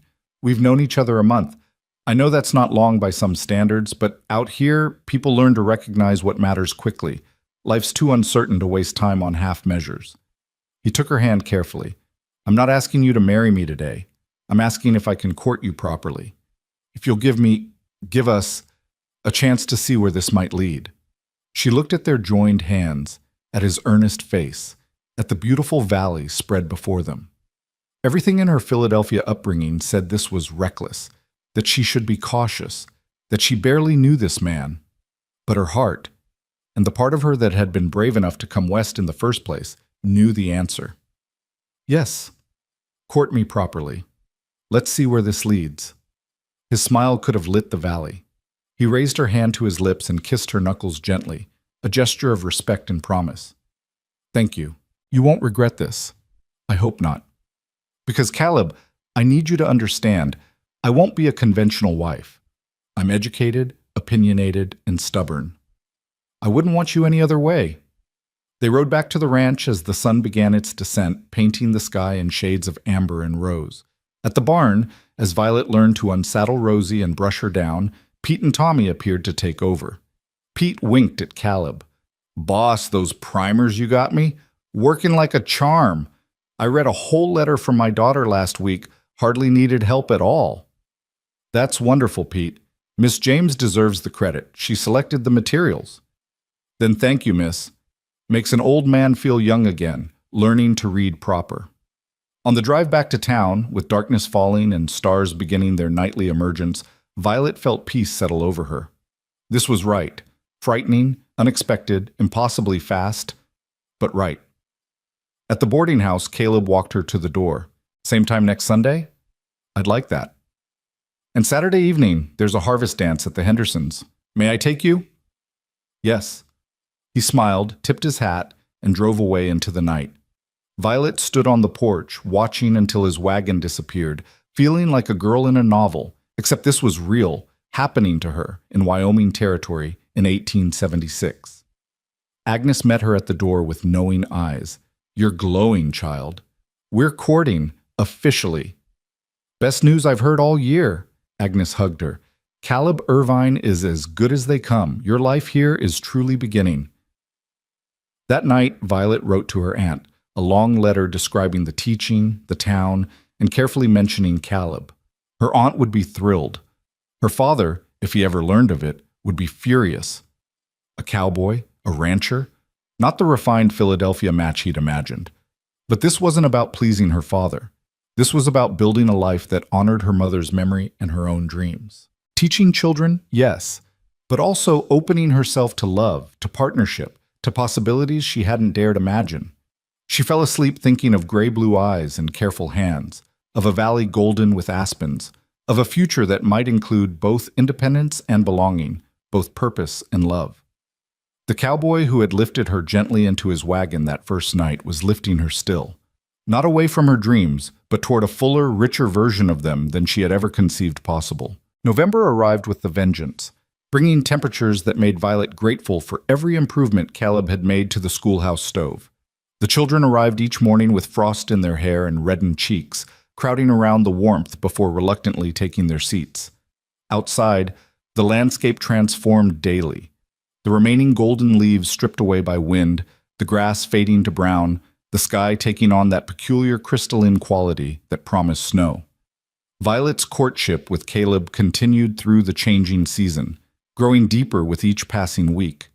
He came to town every Saturday without fail, bringing her small gifts that revealed how closely he paid attention. A book he thought she'd enjoy, purchased in Laramie, a set of new chalk when he noticed her supply running low, a warm shawl his mother had made years ago that he'd kept stored in a trunk. The shawl gift had made her eyes sting with emotion. "Are you certain?" she had asked, running her fingers over the soft wool. "This was your mother's. She would have wanted you to have it. She believed in education, in strong women making their own way. You would have liked each other." Their Sunday rides became a cherished ritual. Each week, Violet's confidence in the saddle grew until she could manage Rosie with minimal guidance, could even urge the gentle mare into a trot without fear. Caleb showed her different parts of his ranch, the winter pastures where cattle grazed on dried grass, the line shack where his hands stayed during storms, the ridge that overlooked his entire operation and half the valley beyond. They talked during these rides, really talked, sharing stories and dreams and fears in a way Violet had never experienced with anyone. She told him about her mother's death, about watching consumption slowly steal away the vibrant woman who had taught her to love learning. She confessed her complicated feelings about her father, love tangled with resentment, respect mixed with disappointment. "He wanted to protect you," Caleb observed during one ride. "He just didn't understand that sometimes protection feels like a prison." "Exactly. He couldn't see that I needed to choose my own path, even if it led somewhere he wouldn't have chosen for me." Caleb shared his own grief, losing his mother first, then watching his father slowly fade without her. Pa just gave up. The heart attack was almost a mercy because he'd already stopped living months before. I learned then that some loves run so deep that losing them breaks something fundamental. Doesn't that frighten you? Loving that deeply? He looked at her steadily. It did once. Not anymore. The implications hung between them, unspoken but understood. They were building towards something significant, both of them feeling the pull of a future that grew more concrete with each shared conversation. At school, Violet threw herself into teaching with renewed passion. Her students were progressing remarkably. Even the older boys who had been resistant now engaged with the material. Luke Patterson had become her unexpected ally, helping younger students with their reading and setting an example of respectful behavior that the other boys followed. One particularly cold Wednesday, as students huddled near the stove during morning arrival, Emma, the tiny 5-year-old, burst into tears. Violet knelt beside her immediately. "What's wrong, sweetheart?" "My baby brother is sick, Miss James. Ma says he might die like Tommy Wilson's sister did last winter." A chill ran through Violet that had nothing to do with the temperature. She had heard about the Wilson child. Pneumonia had taken her in 3 days. Frontier medical care was limited at best, and children died with heartbreaking frequency from illnesses that would be survivable in cities with proper doctors. "I'm sure your mother is doing everything possible," Violet said gently, though her heart ached. "Have you been praying for him?" Emma nodded, tears streaming. "Every night. But I'm scared, Miss James." Violet gathered the small girl into her arms, feeling helpless. This was an aspect of frontier life she hadn't fully grasped, the constant presence of death, the way it hovered especially over the young and vulnerable. "Then we'll pray together. All of us." She looked at the assembled students. "Let's say a prayer for Emma's brother before we begin our lessons." The prayer was simple and heartfelt, and when it concluded, Violet saw tears on several other faces. These children understood mortality in ways their Eastern counterparts never would. They had all lost someone, siblings, parents, friends. During lunch, she mentioned the situation to Sarah Patterson, who had stopped by with bread for the school. Sarah's face grew grave. "The Miller baby." "Yes, I heard. Doc Fenton is doing what he can, but if it's pneumonia," she trailed off meaningfully. "I'll organize some meals for the family. That's about all we can do." The helplessness gnawed at Violet all day. That evening, she mentioned it to Agnes, who sighed heavily. "Welcome to Wyoming, dear. We lose too many little ones out here. Not enough doctors, too much distance, and winter is brutal on the weak. There must be something more we can do. Better knowledge of nursing, supplies kept on hand. Those things cost money most families don't have, and knowledge doesn't help much when the nearest doctor is 15 miles away and a blizzard is blowing." The conversation stayed with Violet. She had been so focused on teaching academics, reading, writing, arithmetic, but perhaps the schoolhouse could serve other purposes too. Maybe she could teach basic health practices, organize a lending library of medical texts, create a community hub where knowledge was shared beyond just children's lessons. She was mulling over these thoughts on Thursday evening when a knock at her boarding house door revealed Caleb, snow dusting his shoulders and concern creasing his face. "I heard about the Miller baby. I wanted to check on you. I know Emma is one of your students." The fact that he had ridden into town just to check on her emotional well-being made Violet's throat tighten. "That's thoughtful of you. I'm managing, but it's hard. That little girl's fear. I felt so helpless." That's the worst part of frontier life. Sometimes all we can do is pray and wait. He stamped snow from his boots. "But I didn't just come to check on you. There's weather coming, bad weather. The signs are all pointing to a significant storm within the next day or two." Agnes appeared from the kitchen. "How bad, Caleb?" "Bad enough that I'm riding around warning people. This won't be a regular snowfall. This feels like a blizzard. Tell Miss James she should consider dismissing school early tomorrow if the wind picks up." "I will," Violet promised. "Thank you for the warning." "Stock up on firewood tonight. Make sure you have plenty of food and water on hand. If this hits as hard as I think it will, no one's going anywhere for a few days." He paused. "Violet, promise me you'll stay safe. Don't try to get to the school if conditions are dangerous." "I promise." After he left, Agnes moved into action with the efficiency of someone who had weathered many Wyoming winters. She sent Billy to stack extra wood near the stove, checked their food supplies, and filled every container with water. When Caleb Irvine says weather is coming, you listen. That man reads the land better than most people read books. Friday morning dawned gray and ominous. The wind had picked up during the night, and the temperature had dropped precipitously. Violet arrived at school to find only half her usual students. Parents who understood the signs had kept their children home. By noon, the wind was howling around the schoolhouse, and the first snow began falling. Not the gentle flakes of earlier storms, but hard, driving pellets that obscured visibility within minutes. Violet dismissed class immediately. "Go straight home," she instructed. "Don't dawdle, don't stop to play. This is serious weather." The children scattered, most living close enough to reach home quickly. Violet locked the schoolhouse and fought her way back to the boarding house through wind that threatened to knock her off her feet. By the time she stumbled through Agnes's door, she was half frozen and completely snow-covered. "Lord have mercy," Agnes exclaimed, pulling her inside. "Get those wet things off immediately." Within an hour, the storm had escalated to true blizzard conditions. Wind screamed around the building, snow fell so thickly that Violet couldn't see across the street, and the temperature plummeted until frost formed on the inside of the windows despite the roaring fire.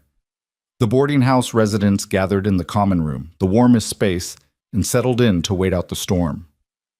Mr. Harrison told stories of blizzards past. Mrs. Henderson knitted with furious concentration. Billy checked the woodpile every hour, ensuring they wouldn't run short. Violet tried to grade papers but found herself constantly drawn to the window, watching the white fury outside and thinking of Caleb on his ranch. Was he safe? Were his cattle surviving?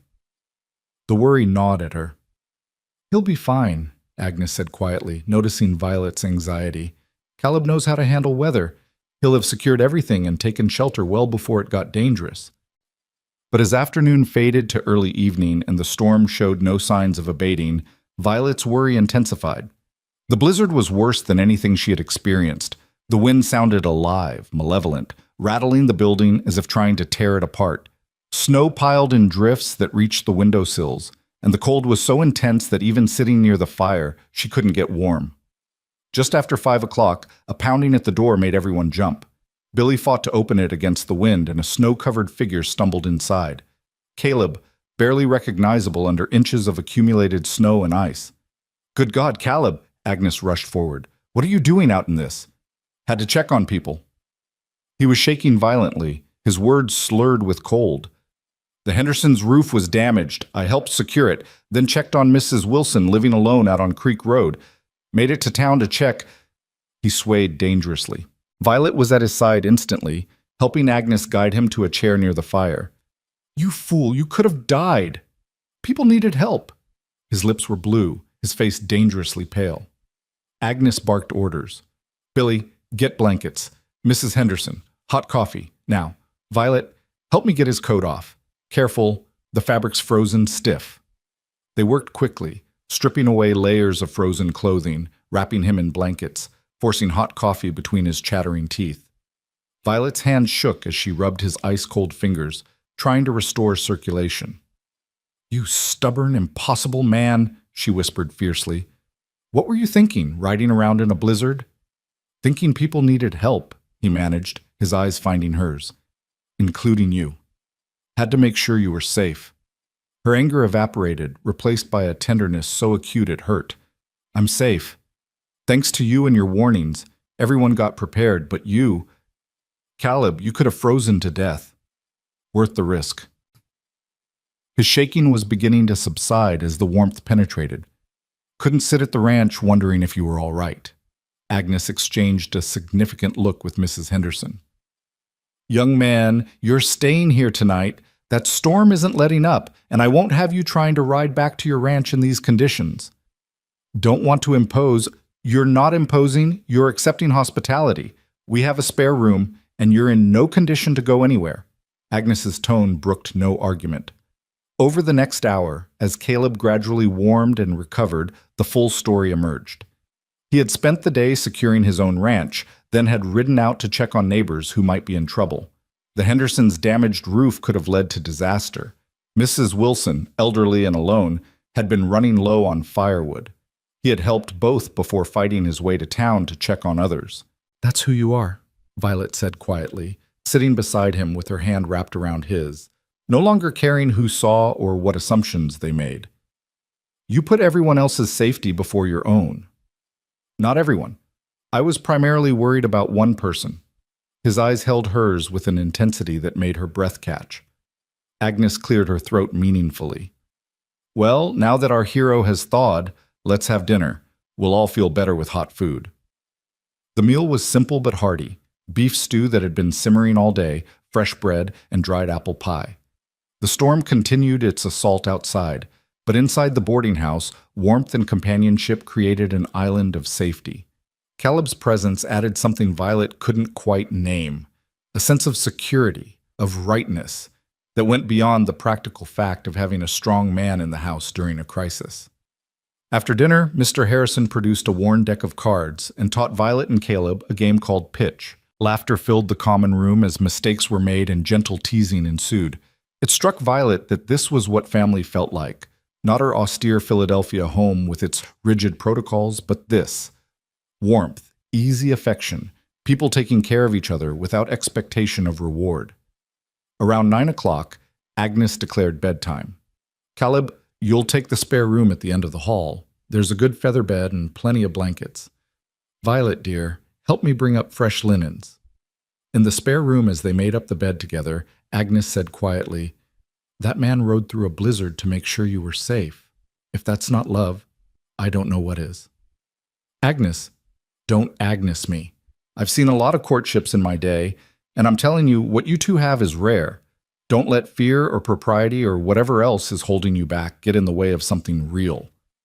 Violet smoothed the quilts, thinking, what if I'm not ready? What if I fail at being what he needs? Nonsense. You're exactly what he needs. A woman with her own strength and purpose. And he's what you need, even if you're too stubborn to fully admit it yet. Agnes squeezed her hand. "Now go say goodnight before I send you to bed like one of the children." Caleb was standing at the common room window, watching the storm. He turned when Violet approached. "Still going strong. We might be stuck here a day or two." "Your ranch. Will it be all right?" "Pete and Tommy know what to do. The cattle will seek shelter in the draws. The horses are in the barn. It'll be fine." He smiled slightly. "I'm more worried about being stranded in a boarding house with limited entertainment. I'm sure we'll find ways to pass the time. I could teach you chess, or we could read. I have books in my room." "I'd like that. Reading with you sounds perfect."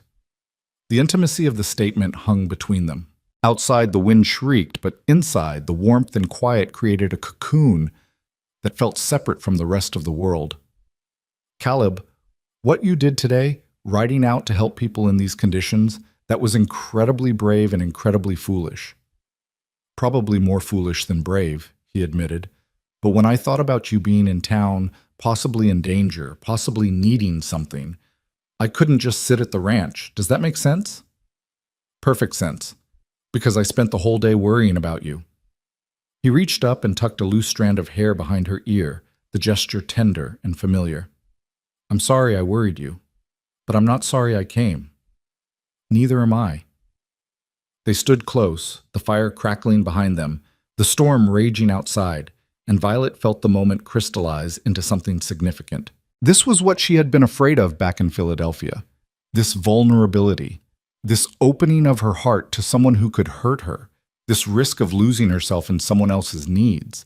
But standing here with Caleb, she understood that real love didn't diminish her.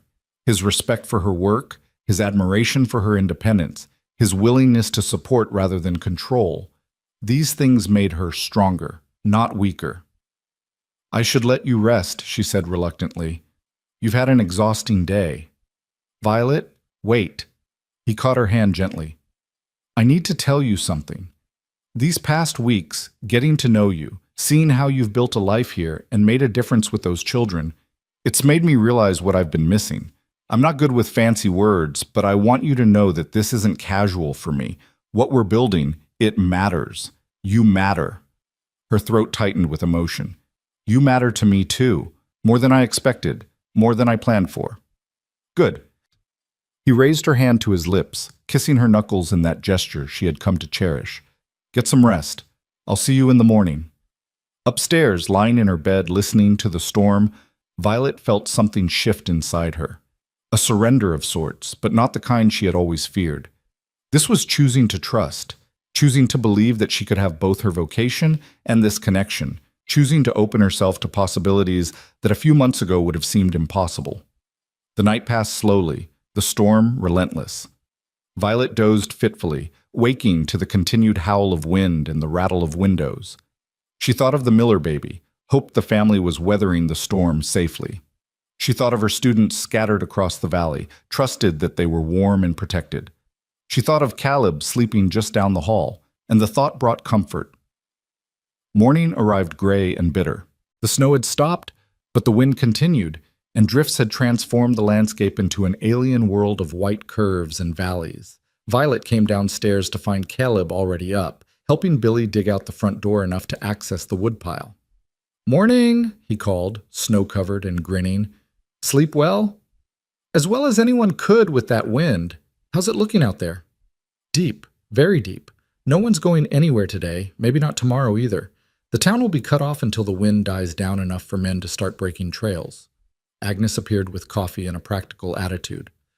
"Well then, we'll make the best of it. I have enough food for a week if we're careful.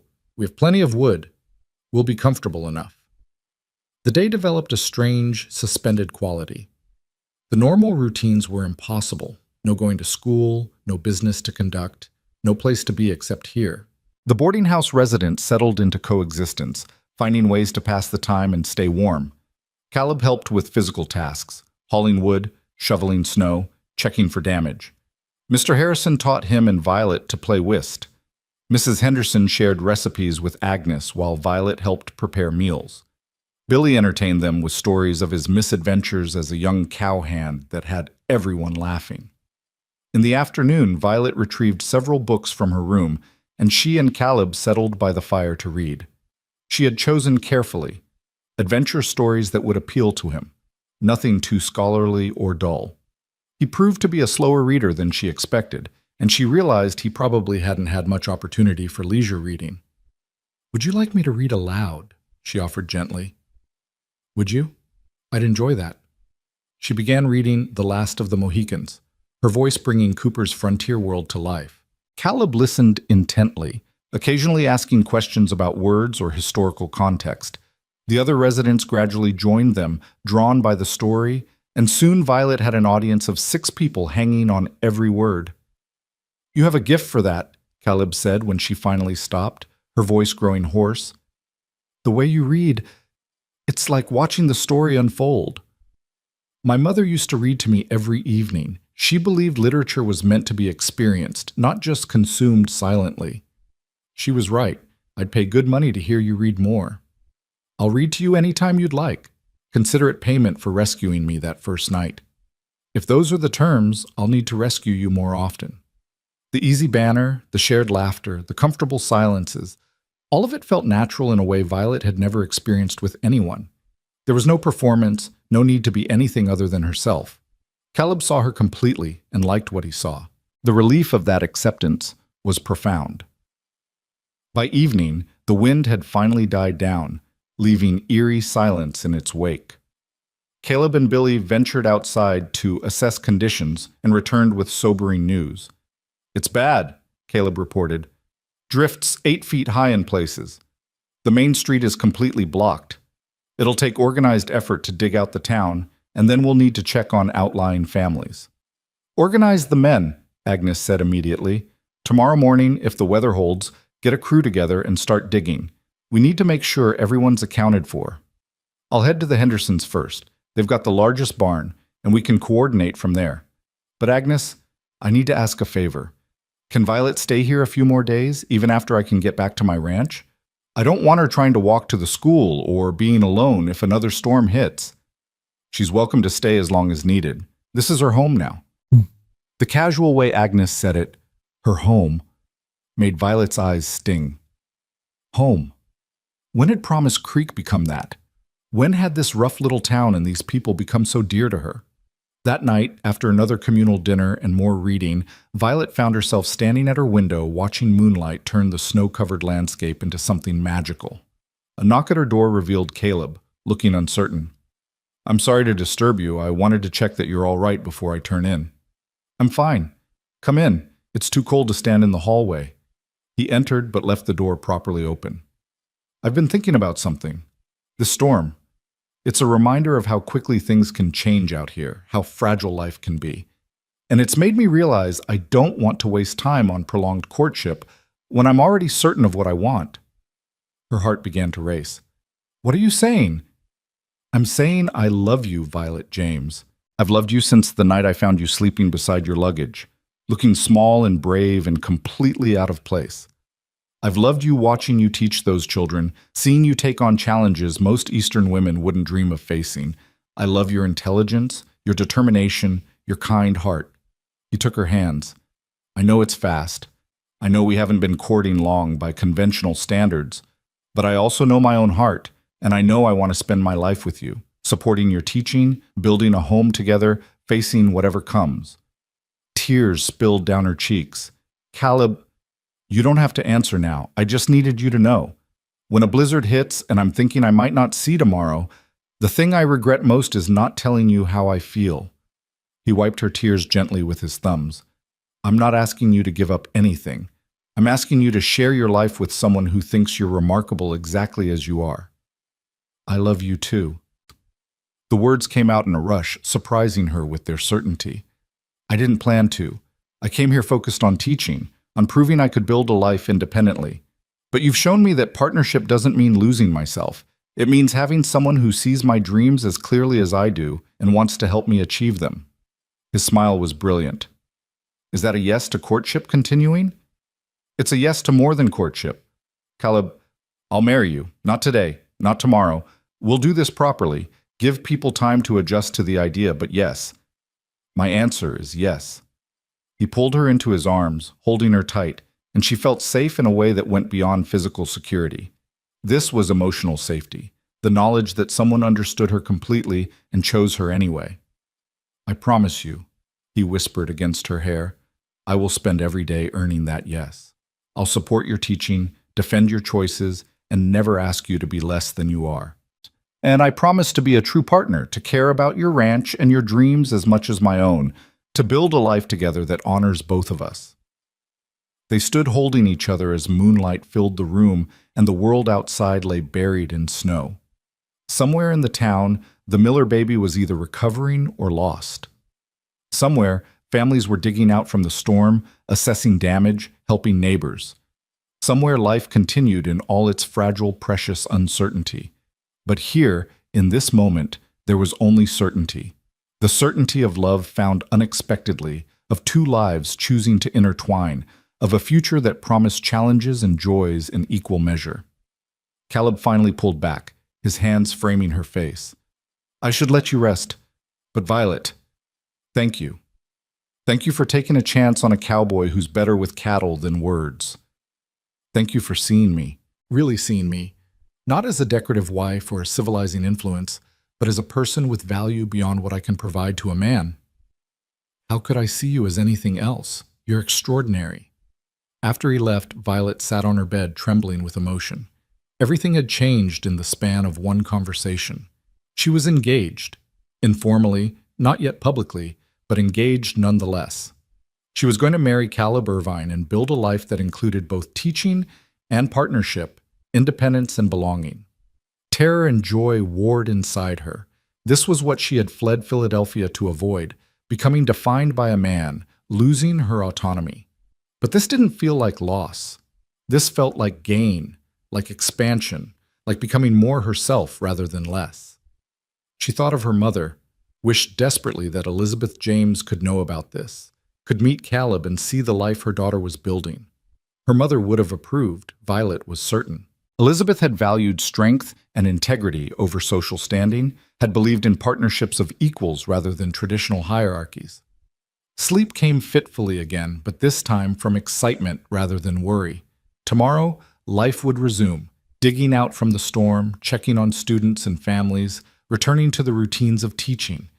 But everything would be different because she would be moving through the world as a woman engaged to be married, as someone building a future with a partner who respected her completely. The blizzard had forced them into proximity, into honesty, into facing feelings that might have taken months longer to acknowledge under normal circumstances. The storm had been terrifying and dangerous, but it had also been a gift, stripping away pretense and hesitation, revealing what was essential and true. As dawn broke gray and clear, Violet rose and dressed with a sense of purpose that went beyond the day's immediate tasks. She was Violet James, teacher and fiancée, independent woman and beloved partner. She was all of these things at once, and the contradiction didn't diminish her. It enriched her, made her more complex and complete. Downstairs, Caleb was already organizing the digging out efforts with Billy and Mr. Harrison. When he saw her, his face lit with a smile that made her heart soar. This was real. This was happening. And despite all her fears and all the uncertainty of frontier life, she had never felt more certain of anything. The day ahead would be hard work, clearing snow, checking on neighbors, ensuring everyone had survived the storm safely. But they would do it together, and then they would face tomorrow together, and all the tomorrows after that. The school teacher and the cowboy, building a life where both teaching and ranching mattered, where both their dreams had space to flourish, where love enhanced rather than erased individuality. Outside, Wyoming territory spread white and pristine under clearing skies, beautiful and harsh and honest. Exactly like the life Violet had chosen, exactly like the love she had found unexpectedly in the arms of a cowboy who had lifted her gently when she needed it most and was now lifting her into a future brighter than any she had dared imagine. The work of digging out Promise Creek took 3 days of backbreaking labor. Caleb organized crews of men who attacked the massive drifts with shovels and determination, clearing paths between buildings, checking on every family, ensuring no one had been trapped or injured. Violet watched from the boarding house windows, marveling at the way the community came together. Men working until exhaustion forced them to stop, women providing endless coffee and food, everyone focused on collective survival rather than individual comfort. The news, when it came in, was mixed. Most families had weathered the storm well, but there were losses. 3 head of cattle belonging to the Hendersons had frozen to death. Old Mrs. Wilson's chimney had been damaged, and she would need to stay with neighbors until repairs could be made. And the Miller baby, little Thomas, had died during the second night of the blizzard, his small lungs unable to fight the pneumonia that had seized them. Violet heard the news from Agnes and felt her heart break for Emma, for the whole Miller family. Death was part of frontier life. She understood that intellectually, but the reality of a 6-month-old child lost to winter's cruelty made her want to weep with rage and helplessness. "Can I visit the family?" she asked Agnes. "Should I?" "Give them a day or two. Then, yes, visit. They'll need to know the teacher cares, that Emma has support when she returns to school." School resumed on Monday, a full week after the blizzard had struck. The children arrived subdued, many of them having experienced their own losses or close calls during the storm. Emma came with red-rimmed eyes and a trembling lip, and Violet held her for a long moment before class began. "I'm so sorry about Thomas, sweetheart. Your family is in my prayers." Emma nodded mutely, then went to her seat with the heartbreaking composure of a child who has learned too young that life is fragile and tears must sometimes wait.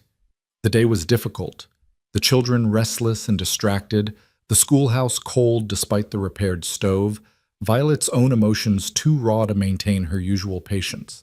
By the time she dismissed class, she felt wrung out and close to tears herself. She was locking the school when Caleb appeared as if sensing she needed him. He took one look at her face and simply opened his arms. She walked into them gratefully, letting his warmth and strength anchor her. "Rough day?" The Miller baby, Emma trying to be brave, all of them dealing with things children shouldn't have to face. She pulled back to look at him. "How do you bear it? The losses, the harshness, watching people suffer?" "You bear it because there's no choice, and because for every loss there are also victories, misses. Wilson is alive because neighbors checked on her. The Pattersons' cattle survived because Luke remembered to move them to shelter. We lost the Miller baby, but we didn't lose anyone else. He tucked a strand of hair behind her ear. You focus on what you can control and do your best with that. You teach those children to read and think and calculate, and that gives them better chances of surviving and thriving. That matters, Violet. What you do every day matters. I hope so. Some days I wonder if teaching grammar and arithmetic is enough. It's more than enough. It's everything. He took her hand. Come to the ranch with me. You need a break from town, from thinking about storms and loss. Come see the cattle. Watch the sunset from the ridge. Breathe air that doesn't smell like wood smoke and worry. She hesitated only a moment before nodding. She needed exactly what he was offering: space to breathe, beauty to remind her why life was worth fighting for, his steady presence to ground her spiraling thoughts. The ride to the ranch was cold but clear, the sky that impossible blue she was learning to associate with Wyoming's finest days. Snow still covered everything, but the sun's warmth hinted at eventual thaw. Red and Rosie moved easily through the cleared paths, their breath forming clouds in the crisp air. At the ranch, Pete, Butt, and Tommy greeted her with genuine warmth. Pete was reading better every week, and he showed her proudly how he had written a letter to his daughter, short and simple, but entirely his own work. That's wonderful, Pete. Your daughter will treasure this. Thanks to you, miss. Never thought I'd be writing letters at my age. Caleb showed her around the ranch properly for the first time, explaining the operations with quiet pride. The barn where horses and milk cows sheltered, the chicken coop that provided eggs, the root cellar stocked with vegetables and preserved goods. The house itself was modest but well built, 2 stories with a wide porch, solid furniture made by his father's hands, windows that faced east to catch the morning sun. It needs a woman's touch, he said almost apologetically. My mother had curtains and rugs, plants in the windows. After she died, Pa couldn't bear to change anything, so it all stayed the same. After he passed, I just maintained what was there. It's functional, but not exactly welcoming. Violet looked around the main room with its stone fireplace, sturdy table, and simple chairs. She could see past the current austerity to what it could become. Curtains in cheerful colors, books on shelves, a rocking chair by the fire, the warmth of a home rather than just a house. It has good bones, she said, and potential. It just needs life brought back into it. That's what I'm hoping you'll do, bring life back. He met her eyes. I know we haven't announced anything yet, but Violet, I want you to know this will be your home too. Anything you want to change, any improvements you want to make, this is as much yours as mine. The generosity of it moved her. So many men viewed their homes as fiefdoms where wives were merely decorative tenants. Caleb was offering true partnership, equal ownership, not just legally, but emotionally. I'd like to add bookshelves, she said, testing. Lots of them. And maybe a desk where I can work on lesson plans and correspondence. Consider it done. I'll build them myself, or we'll hire someone if you prefer finer work than I can manage. They walked out to the ridge he had shown her before, the one with sweeping views of the valley and distant mountains. The snow made everything look different, pristine and almost ethereal, like something from a fairy tale rather than harsh reality. I've been thinking about timing, Caleb said as they sat on the same sun-warmed boulder where they had shared confidences before. For the wedding, I don't want to rush you, but I also don't want to wait longer than necessary. What did you have in mind? Spring seems reasonable. April or May, when the weather is more reliable and people can travel easily. That gives us 5 or 6 months to prepare, to let people adjust to the idea, to do things properly. He paused. Unless you'd prefer longer or shorter? Violet considered. 5 months felt right. Enough time to finish the school year, to plan a proper ceremony, to prepare for the transition from teacher living in a boarding house to wife of a rancher. But not so long that they were wasting time, they could be building a life together. May, she decided, after school concludes for the summer. That way I can finish the term without disruption, and we can start our marriage without me being torn between responsibilities. May it is then, he smiled. I suppose we should make it official. Announce it publicly, let people start congratulating us and offering unsolicited advice. Are you ready for that? The gossip, the attention, everyone having opinions about our business? I'm ready for anything that moves us closer to being married. He took her hand, lacing their fingers together. Though I admit, I'm not looking forward to telling Sarah Connors. She's been hinting for 2 years that she'd welcome my courtship. She'll recover. She's young and pretty. She'll have other suitors. Not like you, though. There's only one you. The simple sincerity of it made her throat tight. They sat in companionable silence, watching the sun begin its descent toward the mountains, painting the snow in shades of pink and gold. Violet felt peace settle over her, the turmoil of the past week fading in the face of this beauty and this certainty. I should write to my father, she said eventually. Tell him about the engagement before he hears it from my aunt or through some other channel. He'll be furious, but he deserves to hear it from me. Will he try to stop you? He has no power to stop me. I'm of age, and I'm here, not in Philadelphia. But yes, he'll try. He'll write terrible letters, possibly threaten to cut off all connection, rage about cowboys and frontier life, and his daughter throwing herself away. She sighed. It won't change my mind, but it will hurt. He's still my father, despite everything. I'm sorry you'll have to face that. If there's anything I can do, just be exactly who you are. That's all I need. They rode back to town as darkness fell, and Caleb walked her to the boarding house door. Agnes met them with barely contained excitement. Well, are you two going to make an announcement, or are you going to keep pretending the whole town doesn't already know you're courting? Caleb looked at Violet, eyebrows raised in question. She nodded. We're engaged, she said, unable to suppress her smile. We're planning a May wedding. Agnes let out a whoop of joy and pulled them both into enthusiastic hugs. I knew it. I told everyone Caleb Irvine had finally found his match. Oh, this is wonderful news. We must tell the others. Within minutes, the entire boarding house knew, and congratulations flowed freely. Mrs. Henderson immediately began offering advice about wedding planning. Mr. Harrison proposed a toast with the whiskey he kept for special occasions. Billy looked at Violet with something approaching awe, as if she had accomplished something miraculous by capturing Caleb's heart. The next day, news spread through Promise Creek with the speed of wildfire. Violet arrived at school to find several mothers waiting with congratulations and questions. The children buzzed with excitement. Their teacher was getting married to Mr. Irvine, and somehow this felt like a fairy tale come to life in their rough little town. Will you stop teaching when you marry? Sarah Patterson asked during the lunch break when she stopped by with Emma. No, Violet said firmly. Caleb supports my teaching, and the school board has agreed I can continue as long as I'm able and willing. This town needs a teacher, and I need the work. Marriage doesn't change that. Sarah's smile was approving. Good. Too many women give up their purpose when they marry. I'm glad you won't be one of them. Sunday at church, Reverend Collins made the engagement official during announcements, and the congregation erupted in applause. Violet felt her face flame with embarrassment and pleasure. These people were genuinely happy for them, invested in their happiness in a way that felt both overwhelming and deeply touching. After the service, they were mobbed with well-wishers. Sarah Connors approached looking pale but composed, and Violet braced for awkwardness. Congratulations, Miss James, Sarah said with apparent sincerity. Caleb is a good man. I hope you'll be very happy.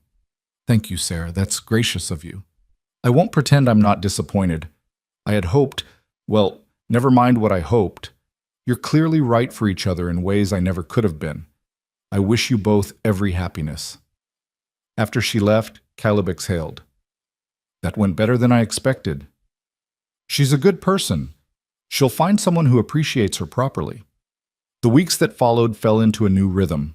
Violet continued teaching with renewed energy, knowing she was building something permanent here. Caleb visited town more frequently, often staying for dinner at the boarding house, becoming a familiar presence in Violet's daily life. They began making concrete plans, discussing where they would live. The ranch, with Violet keeping a small room in town for nights she needed to stay late preparing lessons. How to blend their belongings. What changes the house needed. In December, Violet wrote the dreaded letter to her father. She crafted it carefully, explaining her decision with respect but firmness, making clear that his approval, while desired, was not required.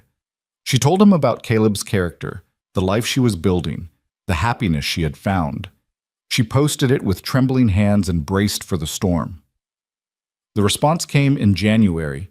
a furious missive that accused her of throwing away her breeding and education on a common laborer, of breaking her mother's heart, as if Elizabeth James, dead 5 years, could be disappointed by her daughter finding love and purpose, of bringing shame on the family name. He concluded by stating that if she persisted in this foolishness, she would no longer be considered his daughter. Violet read the letter in her boarding house room and wept, not because it changed her mind, but because it hurt to be rejected so completely by the man who should have wanted her happiness above all else. She was sitting red-eyed and miserable when Agnes knocked and entered without waiting for permission. "Bad news from Philadelphia?" Violet handed over the letter mutely. Agnes read it, her expression darkening with anger. "What a pompous, small-minded fool. I'm sorry, dear. I know he's your father, but this is inexcusable. He's disowned me. Then he has lost something precious, and that's his tragedy, not yours." Agnes sat beside her, taking her hand. "Violet, listen to me. Family isn't just blood. It's the people who choose to love and support you. Your father has failed in that regard, but you have family here. Me, the Pattersons, the whole town, and especially Caleb. You're not alone, and you're not unloved." "I know, it just hurts." "Of course it hurts, but don't let his narrow views make you doubt your choices. You're building a beautiful life here with a man who adores you. That's worth celebrating, not mourning." That evening, when Caleb arrived for dinner and saw her distress, he pulled her aside. "What happened?" She explained haltingly, showing him the letter. His jaw tightened as he read, and when he finished, he folded it carefully and set it aside. "I'm sorry. You deserve better from him. Maybe I'm making a mistake.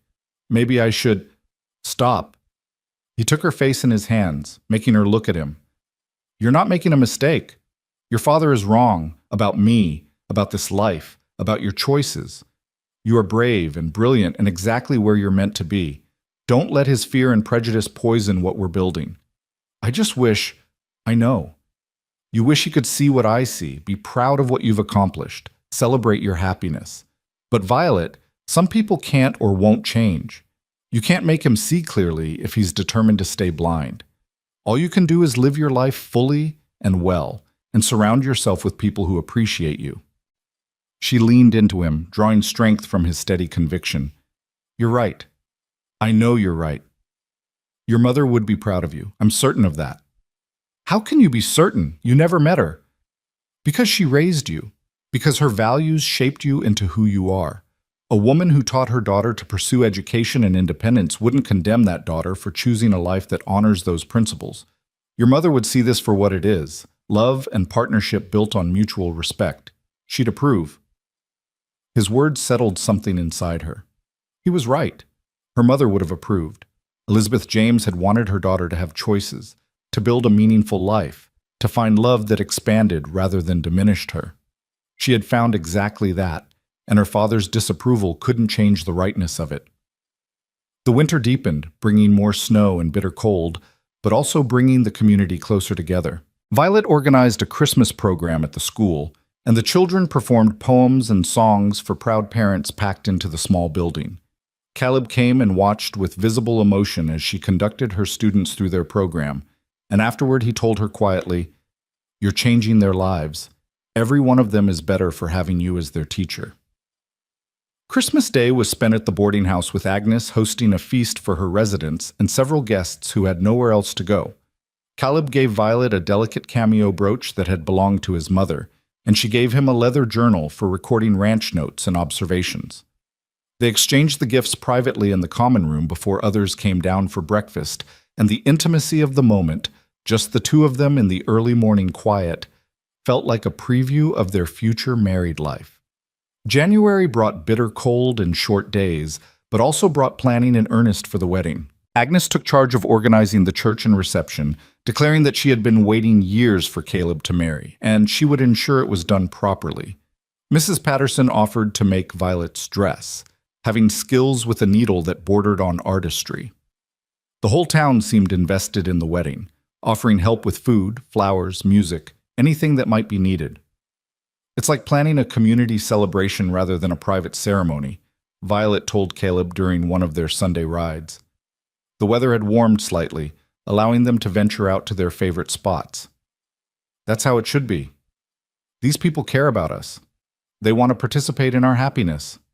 Let them. I'm not used to community operating this way. In Philadelphia, weddings were private affairs, very controlled and formal. This is Wyoming. We do things differently here. Everyone knows everyone's business anyway, so we might as well celebrate it together. He grinned. Besides, have you tasted Mrs. Henderson's cakes? Trust me, you want her involved in this wedding. February brought the first hints of thaw, days where the sun had real warmth, where icicles dripped and snow began receding from south-facing slopes. Violet's students grew restless with the approach of spring, harder to keep focused on lessons when the world outside was awakening. She adapted by taking classes outside on warmer days, teaching geography by exploring the local landscape, mathematics by measuring distances and calculating angles. Luke Patterson, now her staunchest supporter, had grown into a real leader among the older students. He helped the younger ones with their work, defended Violet's authority when other boys got rowdy, and had even started talking about possibly attending college someday if he could save enough money. "You've done that," Sarah Patterson told Violet during a visit. "Given my son ambition beyond just surviving. He talks about maybe becoming a teacher himself or a lawyer, dreams I never thought he'd have. He's bright and capable. He could do anything he sets his mind to. Thanks to you showing him that education opens doors. You've made such a difference here, Violet. I hope you know that." March arrived with mud and wind, that difficult transition season where winter refused to fully release its grip, while spring pushed insistently forward. Violet and Caleb finalized their wedding plans. May 15th at the church, reception at the Hendersons' barn, honeymoon at the ranch since neither of them wanted to leave during spring work. Violet had chosen a simple white dress that Mrs. Patterson was sewing with exquisite care, and Caleb had ordered a new suit from a catalog, determined to look worthy of his bride. The school year was winding toward completion. Violet assessed her students' progress and felt genuine pride. Every child had advanced significantly. Even the ones who had started barely able to write their names were now reading simple texts and solving arithmetic problems. The parents were pleased, the school board was delighted, and Violet knew she had proven herself beyond any doubt. In April, as the landscape finally committed to green and trees began budding, Caleb took Violet to the ranch to show her the changes he had made. He had built bookshelves in the main room exactly as she had requested, beautiful, sturdy shelves that filled one entire wall. He had constructed a desk by the window where morning light would be perfect for working. He had even hung new curtains, simple but cheerful, that transformed the space from austere to welcoming. "I wanted you to see it before the wedding," he explained, watching her reaction anxiously. "So you know this is really your home, that I'm serious about making space for you and your work." She walked through the rooms, touching the shelves, sitting at the desk, imagining her books filling the spaces he had created.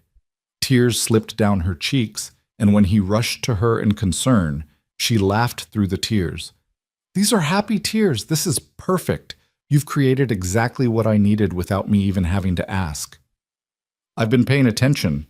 I know how much your books and teaching mean to you. Our home needs to reflect that." In the bedroom upstairs, the room that would become theirs, he had built more shelves for her clothes and personal items, had ensured there was space for her trunk and belongings, had made it clear that this wasn't his room she was moving into, but their room being created together. "I don't know what I did to deserve you," she said quietly, "but I thank God every day that you came down that road the night you found me. I'm the lucky one. I was living half a life before you, working, surviving, but not really living. You've brought color and warmth and meaning to everything." He pulled her close. "One more month and you'll officially be Mrs. Irvine. I can barely wait." "One more month," she agreed, and the words felt like a promise and a prayer combined. The final weeks passed in a blur of preparation and anticipation. Violet completed the school year with a ceremony where each student received a certificate of completion that she had painstakingly written by hand. Parents attended and applauded, and several mothers approached afterward with tears in their eyes, thanking her for what she had done for their children. "You'll come back in the fall, won't you?" one father asked anxiously. "The children need you." "I'll be back," she assured him. "Marriage won't change that. I'll be teaching from the ranch instead of living in town, but I'll be here every school day." The school board formally renewed her contract at a public meeting, making clear that her marriage was not an impediment to continued employment. It was unusual. Most female teachers were required to resign upon marriage, but Promise Creek needed her enough to make exceptions, and Caleb's support made it possible. The week before the wedding brought a flurry of final preparations. The dress was completed and fit perfectly. The church was cleaned and decorated with wildflowers. The Hendersons' barn was transformed into a reception hall with borrowed tables and chairs, lanterns for light, and a space cleared for dancing. Agnes coordinated food contributions from every household in town, ensuring there would be enough to feed everyone who came. Caleb's hands, Pete and Tommy, gave the ranch house a final deep cleaning and made themselves scarce for the wedding week, planning to stay at a line shack to give the newlyweds privacy. Pete had become remarkably literate through his practice and had written a speech to give at the reception, a fact that made him both proud and terrified. The day before the wedding, Violet's aunt sent a telegram, the first communication she had received from Philadelphia since her father's rejection. It was brief. Your mother would be proud, wishing you every happiness. Love. Aunt Margaret. Violet clutched the telegram and wept. She had her mother's blessing through her aunt's words, and that felt like enough. Her father's rejection still hurt, but it no longer had the power to overshadow her joy. That evening, Agnes hosted a small dinner for Violet with just women: Sarah Patterson, Mrs. Henderson, several other women from town who had become friends. They gave her practical advice about marriage and running a ranch household, shared stories and laughter, and showered her with small gifts, jars of preserves, embroidered linens, recipes written in careful hands. "You've become one of us," Agnes said, raising a glass. "When you arrived 7 months ago, you were an Eastern girl, scared and alone on a dark road. Now you're a teacher, a friend, and tomorrow you'll be Caleb Irvine's wife. We're proud of you, Violet, and grateful you chose to stay." The sentiment was echoed around the table, and Violet felt the truth of Agnes's earlier words. Family was about more than blood. These women were her family now, and Promise Creek was her home in ways Philadelphia had never been. That night, lying in her boarding house room for the last time, Violet reflected on the extraordinary journey that had brought her here. 7 months ago, she had been exhausted and frightened, abandoned on a dark road, convinced she had made a terrible mistake in coming west. Now she was loved, established, on the verge of marrying a man who valued everything about her. Tomorrow, she would walk down the aisle of Promise Creek's simple church and pledge her life to Caleb Irvine. She would become a wife without ceasing to be a teacher, would join her life to his while maintaining her own identity and purpose. It was everything she had hoped for and more than she had dared dream. Through her window, she could see the stars, those same brilliant, countless stars that had shone the night Caleb had found her. They seemed like witnesses to her journey, silent observers of her transformation from frightened girl to confident woman, from stranger to beloved community member, from solitary individual to half of a partnership that promised joy and challenge in equal measure. May 15th dawned clear and perfect, with warm sun and a gentle breeze that seemed to bless the day. Violet woke with butterflies dancing in her stomach, equal parts nervous and excited. Today her life truly began. Agnes helped her dress, fussing over every detail of the white gown that fit like a dream. Mrs. Patterson had outdone herself. The dress was simple but elegant, with delicate embroidery at the collar and cuffs that echoed the wildflowers Violet would carry. Her hair was pinned up with small white blossoms woven through, and her mother's cameo brooch, not the one her father had kept, but one her aunt had sent years ago, rested at her throat. "You're beautiful," Agnes said, tears streaming. "Absolutely beautiful. Caleb is going to forget how to breathe when he sees you." At the church, the entire town had gathered. Every pew was full, and people stood along the walls and in the doorway. Violet had worried that the ceremony might feel impersonal with so many observers, but instead it felt right. These people who had welcomed her, supported her, become her family deserved to witness this moment. Reverend Collins stood at the front, beaming. Beside him waited Caleb, wearing his new suit and looking nervous and impossibly handsome. His eyes found Violet as she entered, and the expression that crossed his face made her heart soar. Agnes had been right. He looked like a man who had forgotten how to breathe, stunned by what he was seeing. There was no one to give her away, Her father's absence was a small ache she pushed aside. So she walked alone down the aisle, head high, choosing this path of her own free will. That felt appropriate somehow. She was choosing Caleb just as he was choosing her, two independent people deciding to build something together. At the altar, he took her hand, and she felt the tremor in his fingers. He was as nervous as she was, as overcome by the significance of this moment. Reverend Collins began the ceremony with words about love and partnership, commitment and faith. Violet barely heard them, too focused on Caleb's face, on the way he looked at her like she was something precious and miraculous. When it came time for vows, his voice was steady despite the emotion clearly visible in his eyes. I, Caleb Irvine, take you, Violet James, to be my wife. I promise to honor your dreams and support your work. I promise to be your partner in building a life that brings joy to both of us.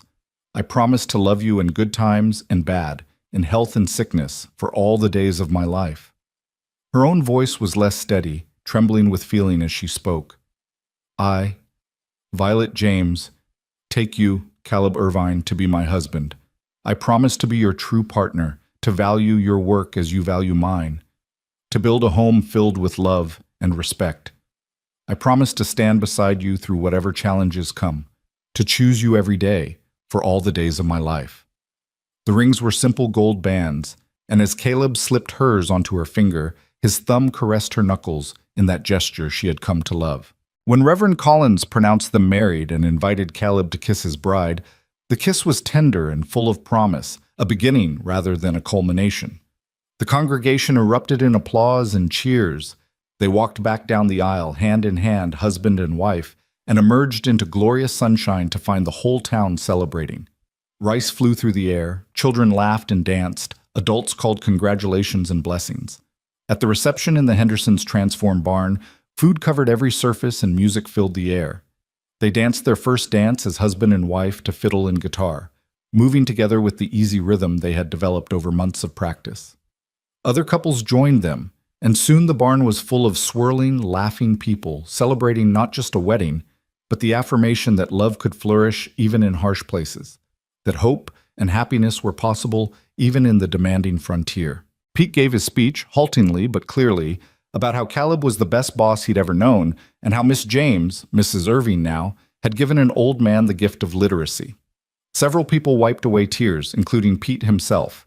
Sarah Patterson toasted the couple with words about how Violet had taught the town's children and now was teaching them all about what true partnership looked like. Luke stood beside his mother, grinning broadly, clearly pleased that his favorite teacher had found happiness. As the evening wore on and the sun set, casting golden light through the barn's open doors, Violet found a quiet moment with Caleb. They stood slightly apart from the celebration, watching their community dance and laugh and celebrate on their behalf. "Happy?" he asked, his arm around her waist. "Happier than I knew was possible." "You?" "Beyond words. I keep thinking I'll wake up and discover this was all a dream, that you're still sitting beside your luggage on that dark road and I haven't found you yet." She leaned into him. "Not a dream. Real. Completely real." "Mrs. Irvine," he said, testing the name. "I like the sound of that." "So do I. Though I'll still be Miss James at school, it's less confusing for the students." "Whatever you prefer. You're still you, regardless of the name." Around 9 o'clock, they slipped away from the celebration to cheers and well wishes. Caleb had decorated the wagon with ribbons and flowers, and Rosie wore a garland around her neck. They drove through the spring evening toward the ranch, toward their home, toward the life they would build together. The house glowed with lamplight. Pete and Tommy had lit lanterns throughout before departing, making it welcoming. Caleb helped Violet down from the wagon, and then, without warning, swept her into his arms. "What are you doing?" "Carrying my bride over the threshold. It's tradition."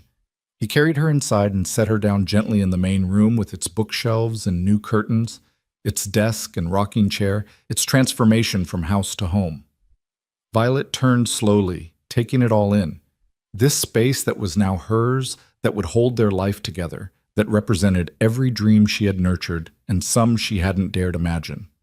Caleb came up behind her, wrapping his arms around her waist and resting his chin on her shoulder. "Welcome home, Mrs. Irvine." The words settled into her heart, fitting perfectly into spaces she hadn't known were empty. Home. Not the Philadelphia townhouse where she had been raised but never truly felt she belonged. Not the boarding house where she had found temporary shelter. This ranch house in Wyoming territory, with the man who had lifted her gently when she needed it most, who saw her completely and loved what he saw. "Welcome home," she echoed, and meant it with every fiber of her being. Outside, the stars were emerging, brilliant and countless as always. Inside, a fire crackled in the hearth, casting warm light over new beginnings. The schoolteacher and the cowboy stood together in their home, two lives now joined in partnership, ready to face whatever tomorrow brought with shared strength and shared dreams. From that frightened girl sleeping beside her luggage, Violet had become a woman of courage and purpose, a teacher and a wife, independent and beloved. The journey had been unexpected and sometimes terrifying, but it had led her exactly where she needed to be, home, at last, in every sense of the word. The first weeks of marriage unfolded with a sweetness Violet had never anticipated. She woke each morning in the bedroom Caleb had prepared, sunlight streaming through east-facing windows, her husband's steady breathing beside her a comfort she was learning to treasure. The ranch work started before dawn, and she rose with him, preparing breakfast while he tended to the animals, finding joy in the domestic rhythms she had once feared would cage her. But the fears had been groundless. Caleb never asked her to sacrifice her teaching or conform to some idealized vision of wifehood. Instead, he adapted his schedule to support hers, driving her to town each school day before dawn so she could prepare lessons, picking her up each afternoon so they could return home together. On days when weather was poor or he was tied up with ranch work, Rosie became Violet's reliable transportation, the gentle mare carrying her safely between school and home. The students adjusted to calling her Mrs. Irvine with varying degrees of success. Emma still occasionally slipped and called her Miss James, then blushed furiously at the mistake. Luke Patterson teased that getting married hadn't made her any less strict about homework, which Violet took as the compliment it was intended to be. June brought the end of the school year and a freedom Violet embraced with relief. She had worked hard through the year, and the summer stretched before her like a gift. Time to truly settle into ranch life, to learn the rhythms of cattle and horses, to become not just Caleb's wife but his genuine partner in all aspects of their life. Pete and Tommy became her teachers in practical matters, showing her how to milk the cows, collect eggs without frightening the hens, identify which plants in the vegetable garden were crops and which were weeds. Tommy, younger and more talkative than Pete, shared stories of his own childhood in Missouri and asked endless questions about teaching, fascinated by the idea that someone could make a living from books and learning. "You ever regret it?" he asked one morning as they weeded the garden together. "Giving up city life for this?" "I didn't give up anything," Violet replied, pulling a stubborn thistle from between the potato plants. "I exchanged something that wasn't working for something that does. Philadelphia was beautiful in its way, but I was suffocating there. Here, I can breathe. Even with all the hard work, the isolation, the way winter tries to kill everything?" She laughed. "Even with all that, Tommy, purpose matters more than comfort. I have purpose here. Teaching the children, building a home with Caleb, being part of a community that actually needs what I have to offer. That's worth more than any amount of refined society."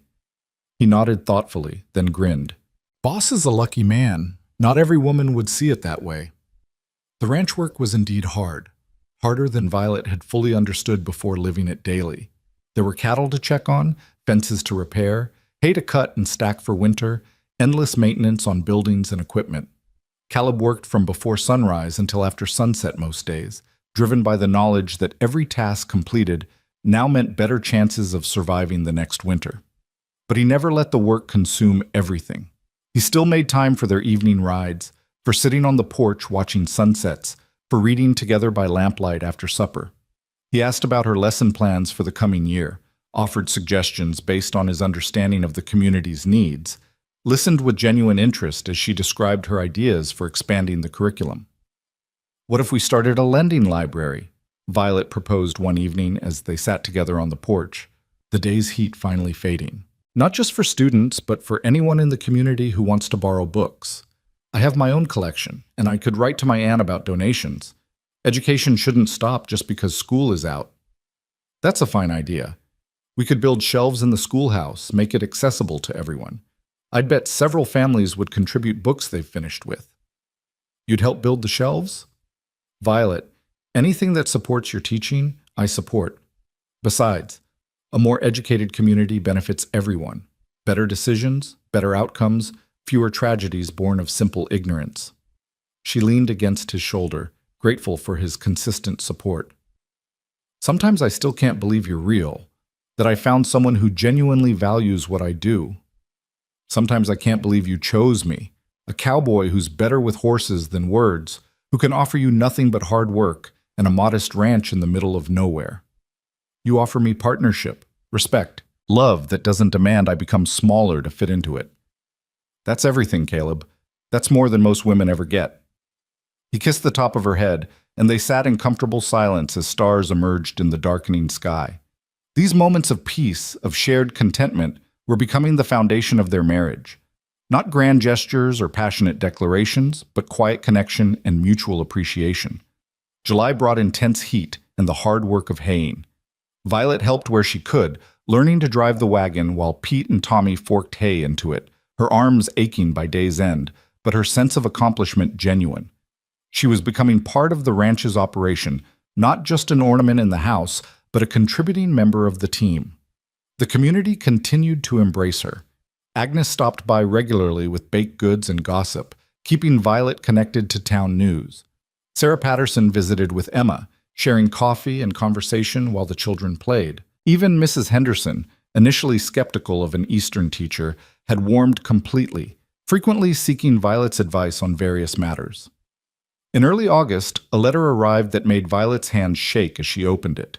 The handwriting was her father's, and she braced for more recrimination and rejection. Instead, she found something unexpected. The letter was brief and stiff, but its content was revolutionary. Marcus James acknowledged that he had been harsh in his previous correspondence. He didn't apologize exactly, but he expressed grudging respect for Violet's determination to build a life on her own terms.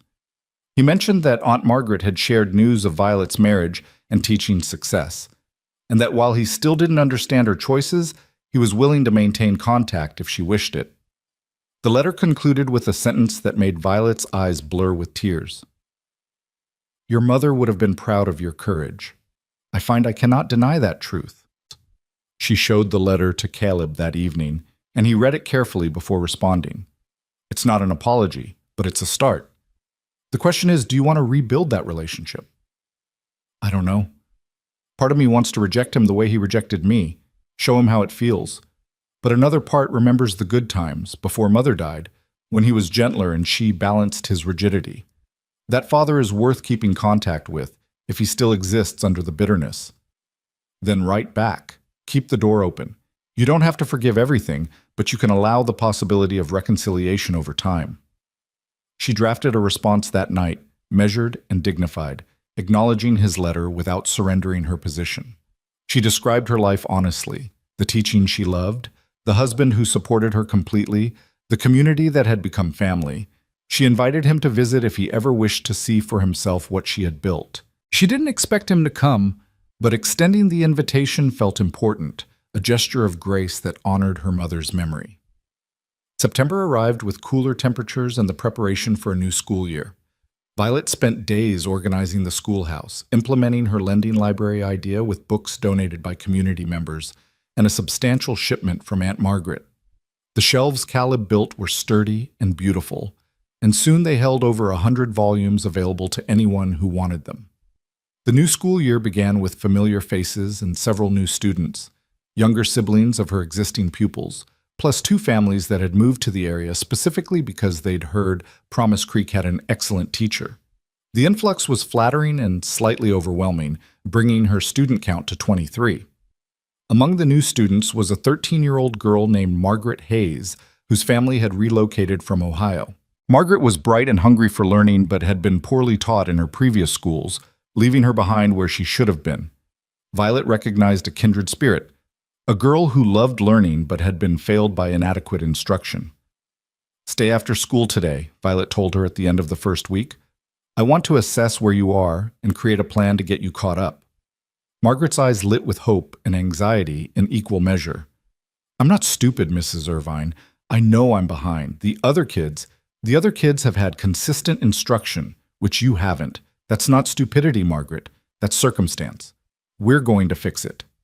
Over the following weeks, Violet worked with Margaret during lunch breaks and after school, filling in gaps and building confidence. The girl blossomed under the attention, her intelligence emerging now that someone was actually teaching rather than just assigning work. By October, she had caught up to grade level and was pushing beyond it. "You're a natural teacher," Caleb observed one evening when Violet described Margaret's progress. "You see potential in students that others miss. I see myself in her. I was lucky. My mother recognized my hunger for learning and fed it. Margaret needed someone to do the same. How can I not help when I have the knowledge she needs? That's why you're remarkable. Not everyone with knowledge shares it generously." The fall proceeded beautifully. Violet's marriage and teaching both flourished, each enhancing rather than competing with the other. Caleb's support never wavered, and his pride in her work was evident to everyone. He attended the school's autumn program, sitting in the back with other parents, beaming as Violet's students recited poetry and demonstrated their learning. In November, a circuit court judge arrived in Promise Creek for his quarterly visit, and with him came unexpected news. He had been approached by the Territorial Education Board about establishing teacher training programs in various communities. They were looking for experienced, successful teachers to serve as mentors for new instructors. Would Mrs. Irvine be interested? The proposal thrilled and terrified Violet in equal measure. Training other teachers meant expanding her impact beyond just her own students, potentially improving education across the entire territory. But it also meant additional responsibility and time commitment. "What does your instinct say?" Caleb asked when she brought the proposal home for discussion. "My instinct says yes. This is an opportunity to make teaching better for countless children, not just the ones in my classroom. But I worry about taking on too much, about whether I can balance it with our life here." "Can you do the training during summer months when school is out?" "Mostly, yes. They'd bring new teachers here for intensive training, maybe 3 or 4 at a time. I'd work with them for several weeks, then they'd go to their own assignments with ongoing support through correspondence." "That seems manageable. And Violet, this is exactly the kind of work you're meant to do. You're an exceptional teacher. That expertise should be shared as widely as possible." His enthusiasm made her decision easy. She accepted the position, and plans were made for the first cohort of trainee teachers to arrive the following summer. The Territorial Board would pay for the program, providing additional income that would help build security for their future. December brought the first serious snow, and with it, a reminder of winter's dangers. A family living 15 miles from town, the Carlsons, lost their home to fire just before Christmas. The father had been injured trying to fight the blaze, and the family was left with nothing but the clothes they wore. The community response was immediate and overwhelming. Within days, families had donated clothes, food, tools, and lumber. Caleb organized a crew to build a temporary shelter that would get the Carlsons through winter, with plans for a proper house in spring. Violet led a collection at the school, and the children contributed pennies and goods with a generosity that made her throat tight with emotion. "This is what community means," she told her students as they packed boxes for the Carlsons. "When tragedy strikes, we take care of each other.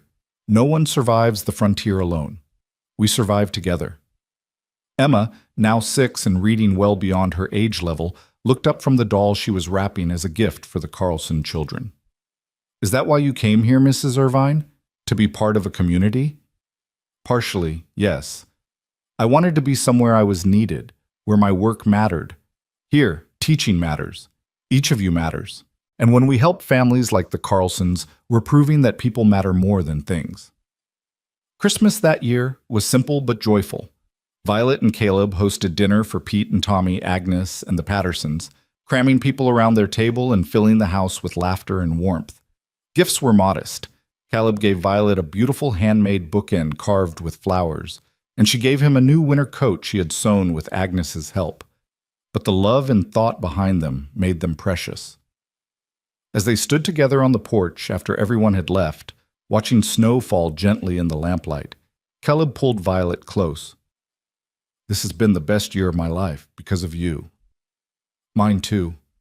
When I was sitting on that road in October last year, terrified and alone, I couldn't have imagined this, that I'd find love and purpose, community and home, that I'd be standing here 1 year later, married to the man who rescued me, genuinely happy in ways I didn't know were possible. You rescued me too, you know. I was going through motions, working hard but never really living. You brought life back to this house, to this ranch, to me. He kissed her forehead gently. Thank you for choosing this life, for choosing me. I choose you again every day, in every circumstance. You're the best decision I ever made. The new year brought bitter cold and short days, but also brought anticipation. Violet suspected she was pregnant, though it was early yet to be certain. She hadn't told Caleb, wanting to be sure before raising hopes, but the possibility filled her with a mixture of joy and anxiety.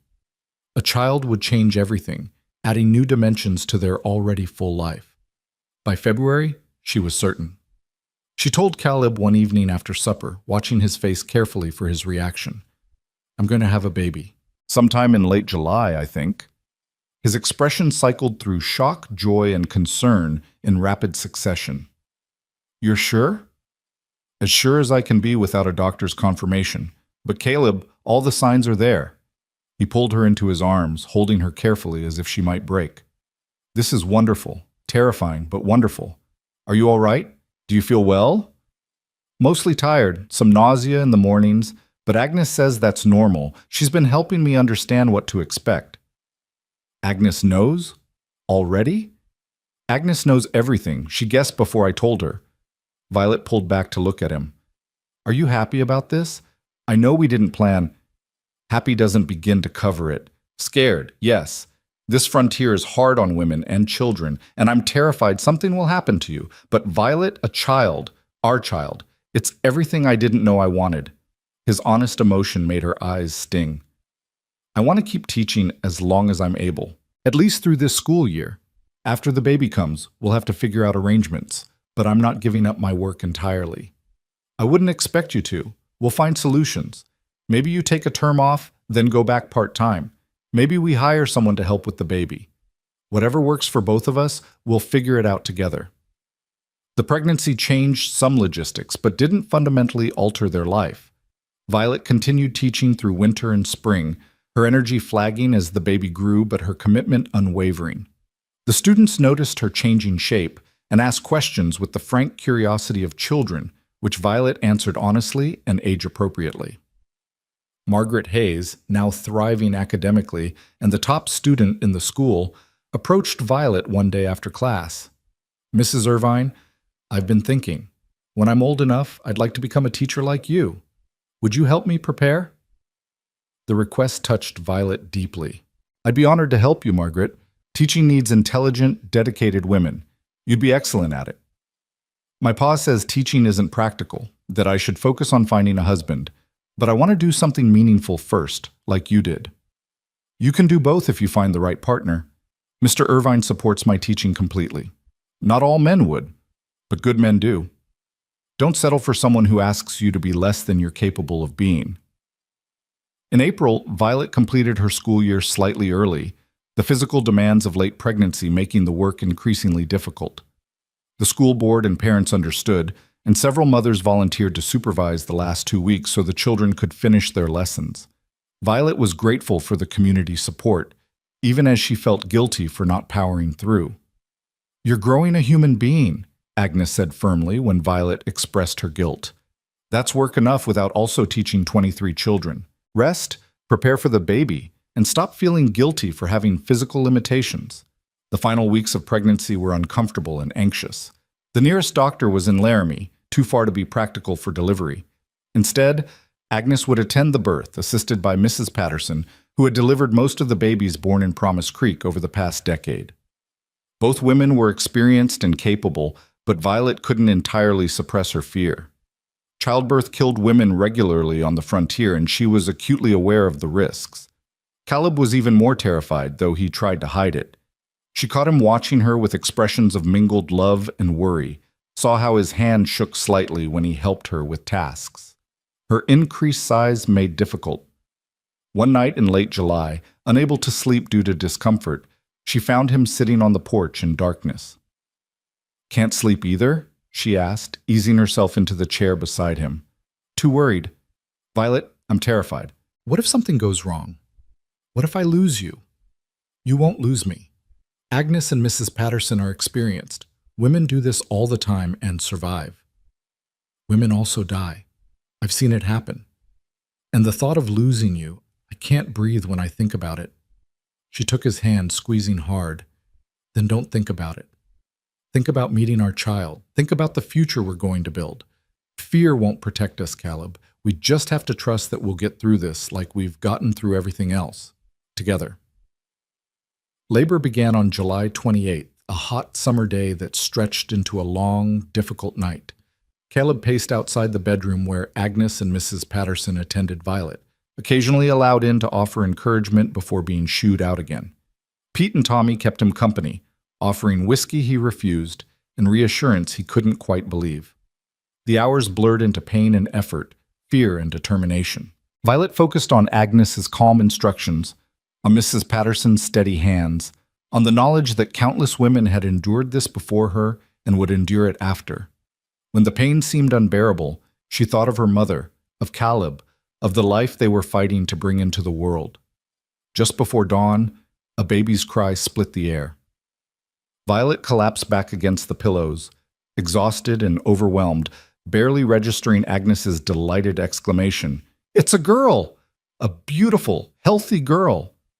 They placed the baby in her arms, tiny and perfect, with a shock of dark hair and eyes that would probably be gray-blue, like her father's.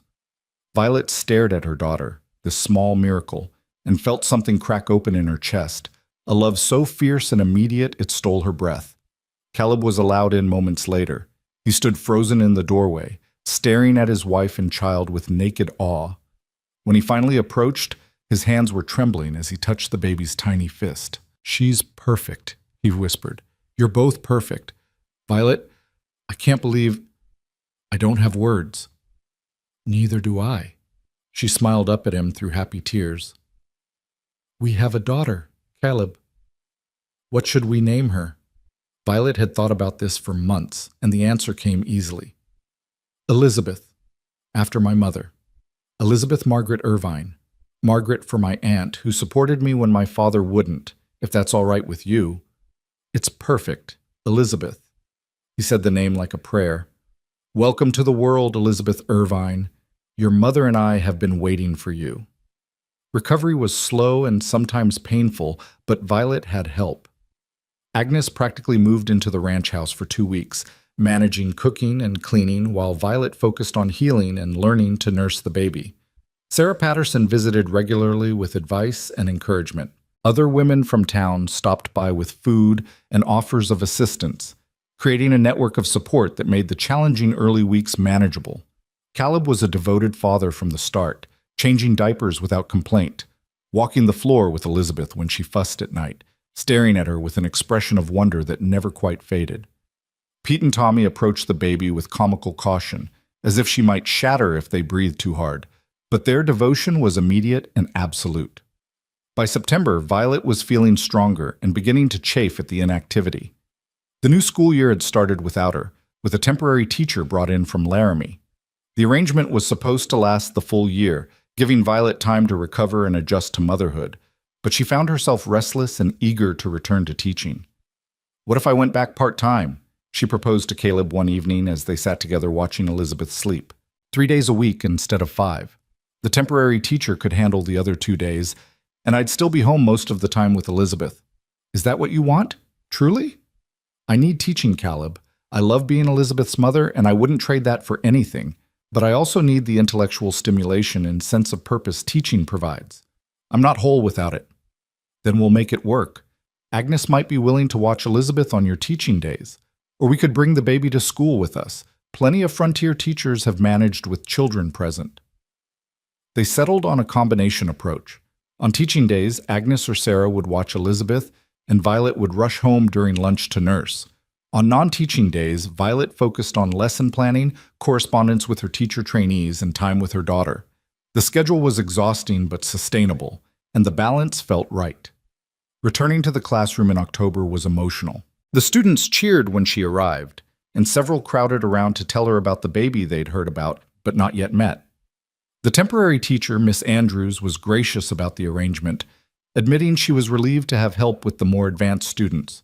Margaret Hayes had flourished in Violet's absence, helping younger students and effectively serving as Miss Andrews' assistant. "I've been practicing," she told Violet privately. "Trying to learn by teaching others. Is that silly?" "That's exactly how good teachers develop their skills. Margaret, I meant what I said about helping you prepare. When you're 15 or 16, we'll work on getting you enrolled in a teaching program. You have real talent for this." The months that followed were full and rich, sometimes overwhelming, but never empty. Violet juggled teaching, motherhood, and her role as Caleb's partner with varying degrees of success. Some days felt impossible, like she was failing at everything. Other days felt miraculous, like she was exactly where she was supposed to be, doing exactly what she was meant to do. Elizabeth grew from tiny newborn to laughing baby, delighting everyone who encountered her. She had her father's eyes and temperament, calm and observant, studying the world with quiet intensity. Caleb doted on her shamelessly, and Violet frequently found them together in the evenings, Caleb reading aloud from whatever book was handy, while Elizabeth watched his face with rapt attention.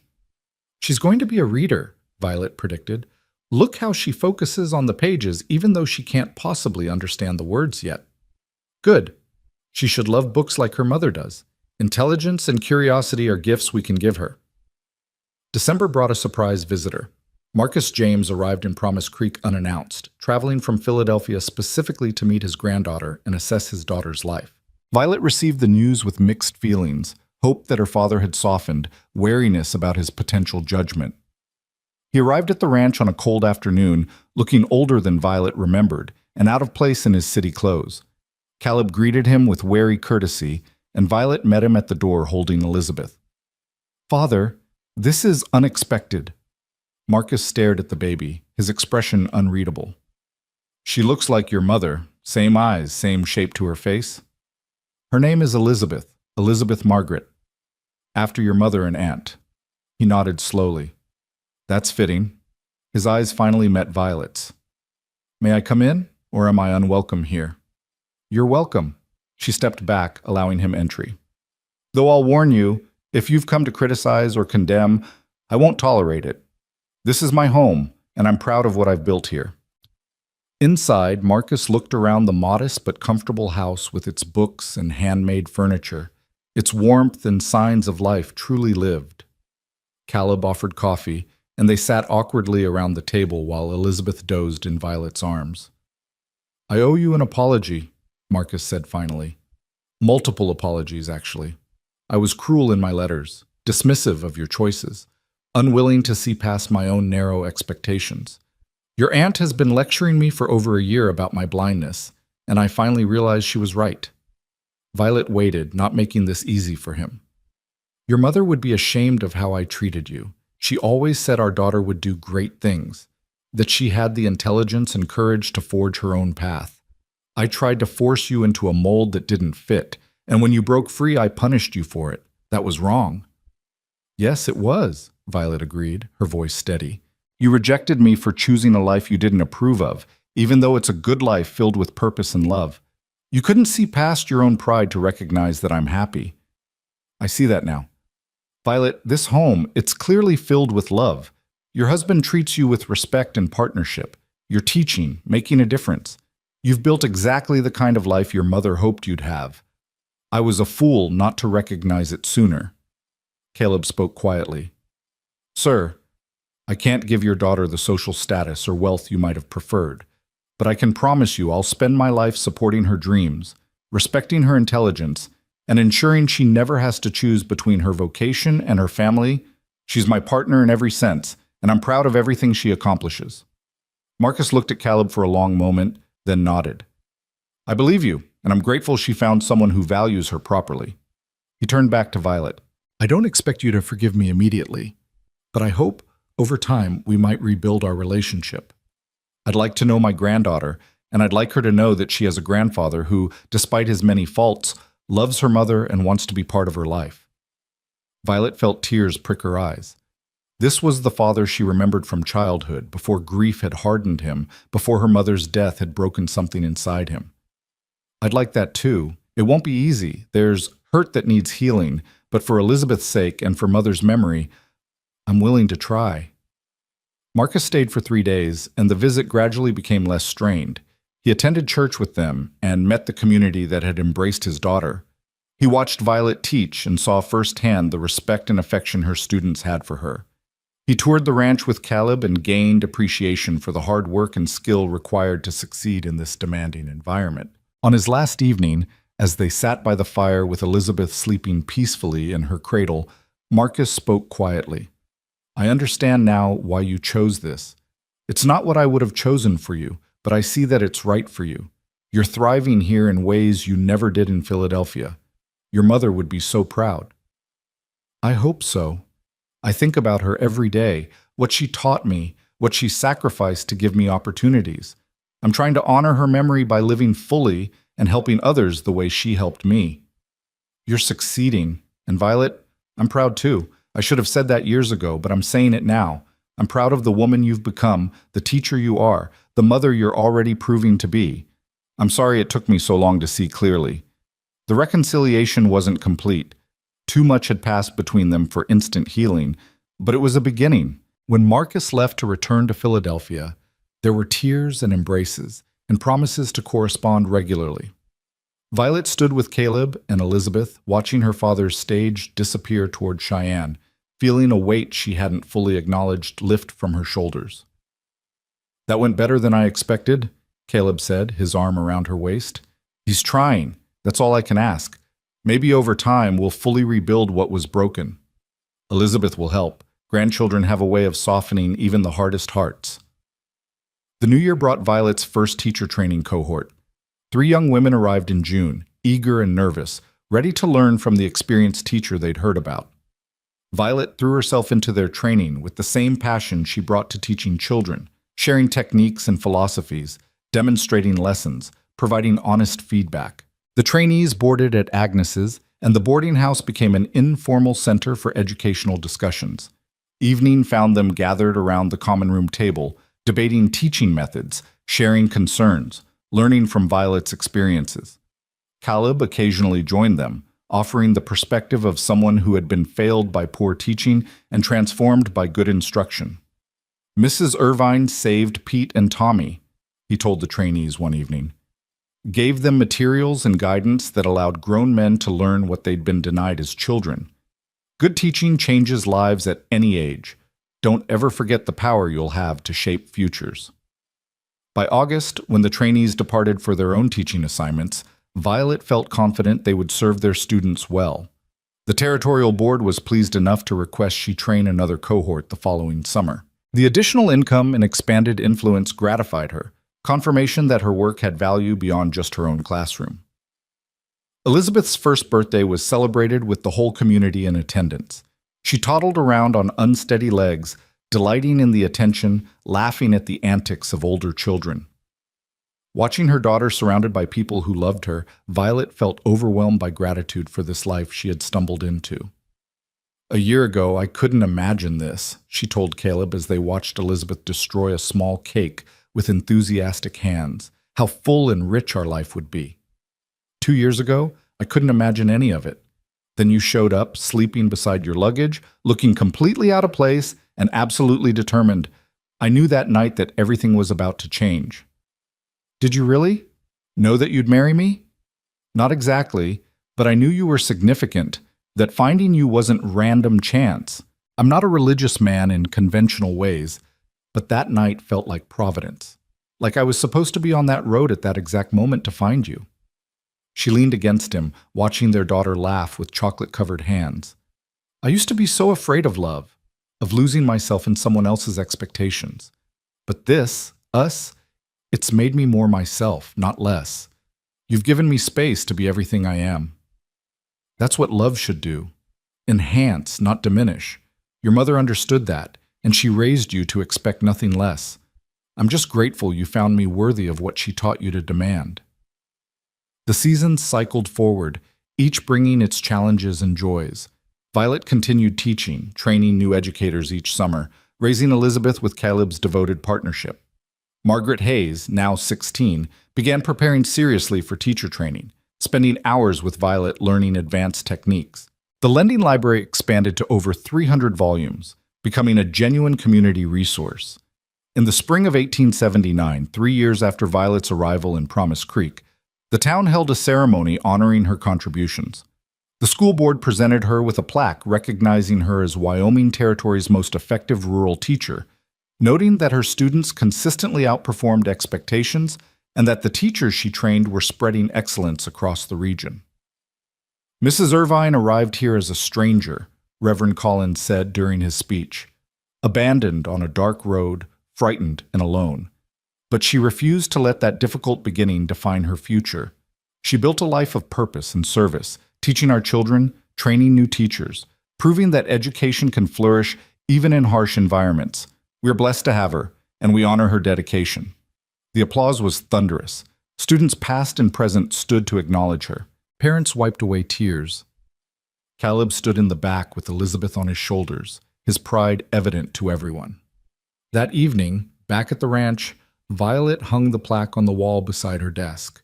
It was a tangible reminder of what she had accomplished, validation of the choice she had made to come west and build something meaningful. Your mother would frame that and show it to everyone, Caleb teased gently. She would. And she'd tell everyone about how her daughter defied expectations and succeeded anyway. Violet touched the plaque lightly.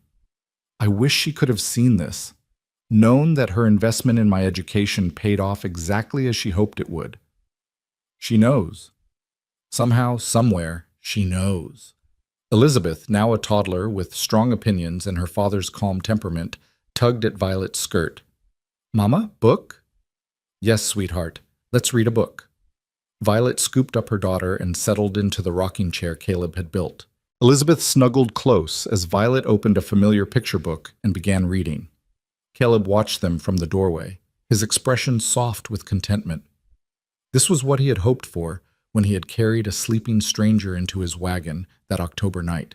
Not this specifically, because he couldn't have imagined Violet or Elizabeth or the life they'd built together, but this feeling, this sense of home and purpose and love that made every hardship worthwhile. The years continued to unfold with their mixture of challenges and triumphs. Elizabeth grew into a bright, curious child who loved books as much as her mother and horses as much as her father. Violet's reputation as an educator spread beyond Wyoming Territory, and she received offers to move to larger communities, to train teachers at established institutions. She declined them all. Promise Creek was home, and the work here, teaching frontier children who might otherwise receive no education, felt more important than prestige or advancement. Margaret Hayes became Wyoming's youngest certified teacher at 17, moving to a small community 50 miles away to start her own school. She corresponded regularly with Violet, seeking advice and sharing triumphs. You showed me what was possible, she wrote in one letter. You proved that women can have both, meaningful work and full lives. I'm trying to follow your example. Violet's father visited twice more before his death in 1882. The relationship never fully healed but made peace with. He held Elizabeth on his knee and told her stories about her grandmother, ensuring that Elizabeth James's legacy was passed to the next generation. When news of his death reached Wyoming, Violet grieved not for the father he had been in her final Philadelphia years, but for the father she remembered from childhood, the man who had briefly reappeared before it was too late. More children came. A son named Thomas in 1880, twin girls in 1883. The ranch house expanded to accommodate them, and Violet's teaching schedule adapted to the demands of a growing family. She never stopped working entirely, though there were seasons when her classroom time was limited to 2 days a week. The community remained flexible, understanding that they were lucky to have her at all, in whatever capacity she could manage. Caleb remained her unwavering partner through all of it. He never complained about her divided attention, never suggested she should sacrifice her teaching for purely domestic focus. Instead, he adjusted ranch operations to support her work, hired help when needed, and shared childcare duties with an equality rare for the time. How did you know? Violet asked him one evening as they sat on their porch, years married now, watching their children play in the yard. That night when you found me, how did you know I'd fit into your life? I didn't know. I just knew you were worth the risk. You looked small and frightened, but determined, like you'd chosen a hard path and were committed to seeing it through. That kind of courage is rare. I wanted to know more about the woman who had it. And now? Now I know I was right to take that chance. You've made everything better, the ranch, the community, my life. Our children will grow up with a mother who shows them that purpose and family aren't mutually exclusive, that women can be intelligent and independent while also being loving and committed. That's a gift beyond measure. She took his hand, lacing their fingers together in the gesture that had become their signature. I couldn't have done any of it without you.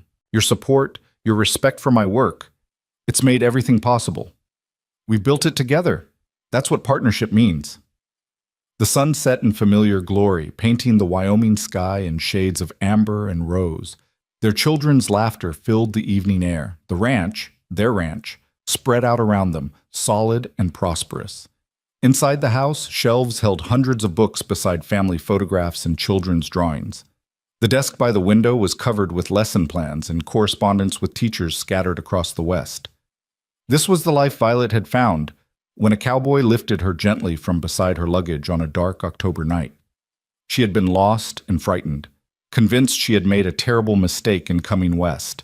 Instead, she had found everything she needed: purpose and love, challenge and support, a community that valued what she offered, and a partner who enhanced rather than restricted her possibilities.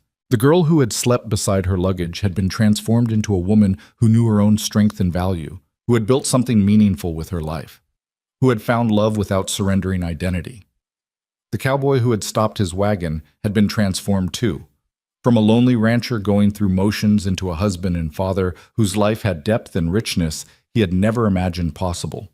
Together, they had created not just a marriage but a model, proof that partnership could be equal, that women could have both vocation and family, that love properly given expanded rather than confined.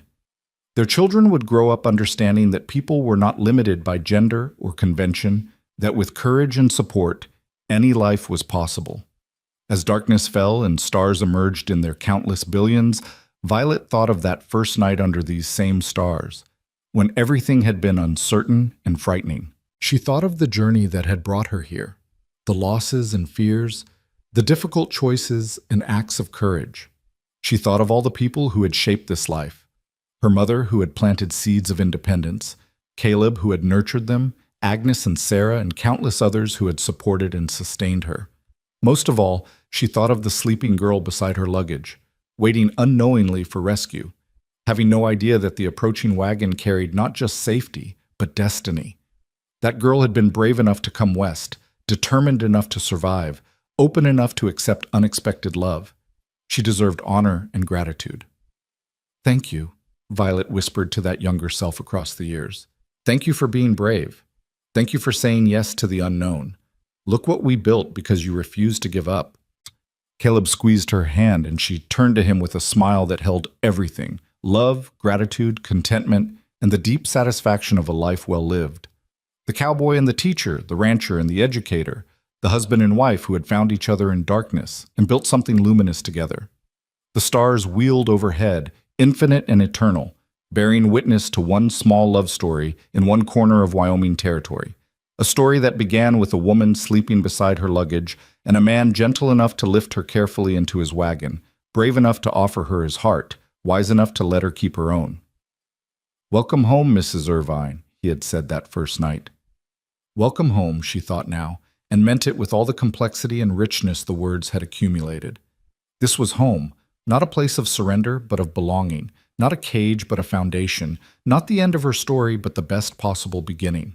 The stars shone on, blessing them with their silent light, and the story that had started on a dark road continued into a future bright with love and purpose, partnership and possibility. All the days of their lives stretching forward like the vast Wyoming landscape, beautiful, challenging, honest, and unmistakably home.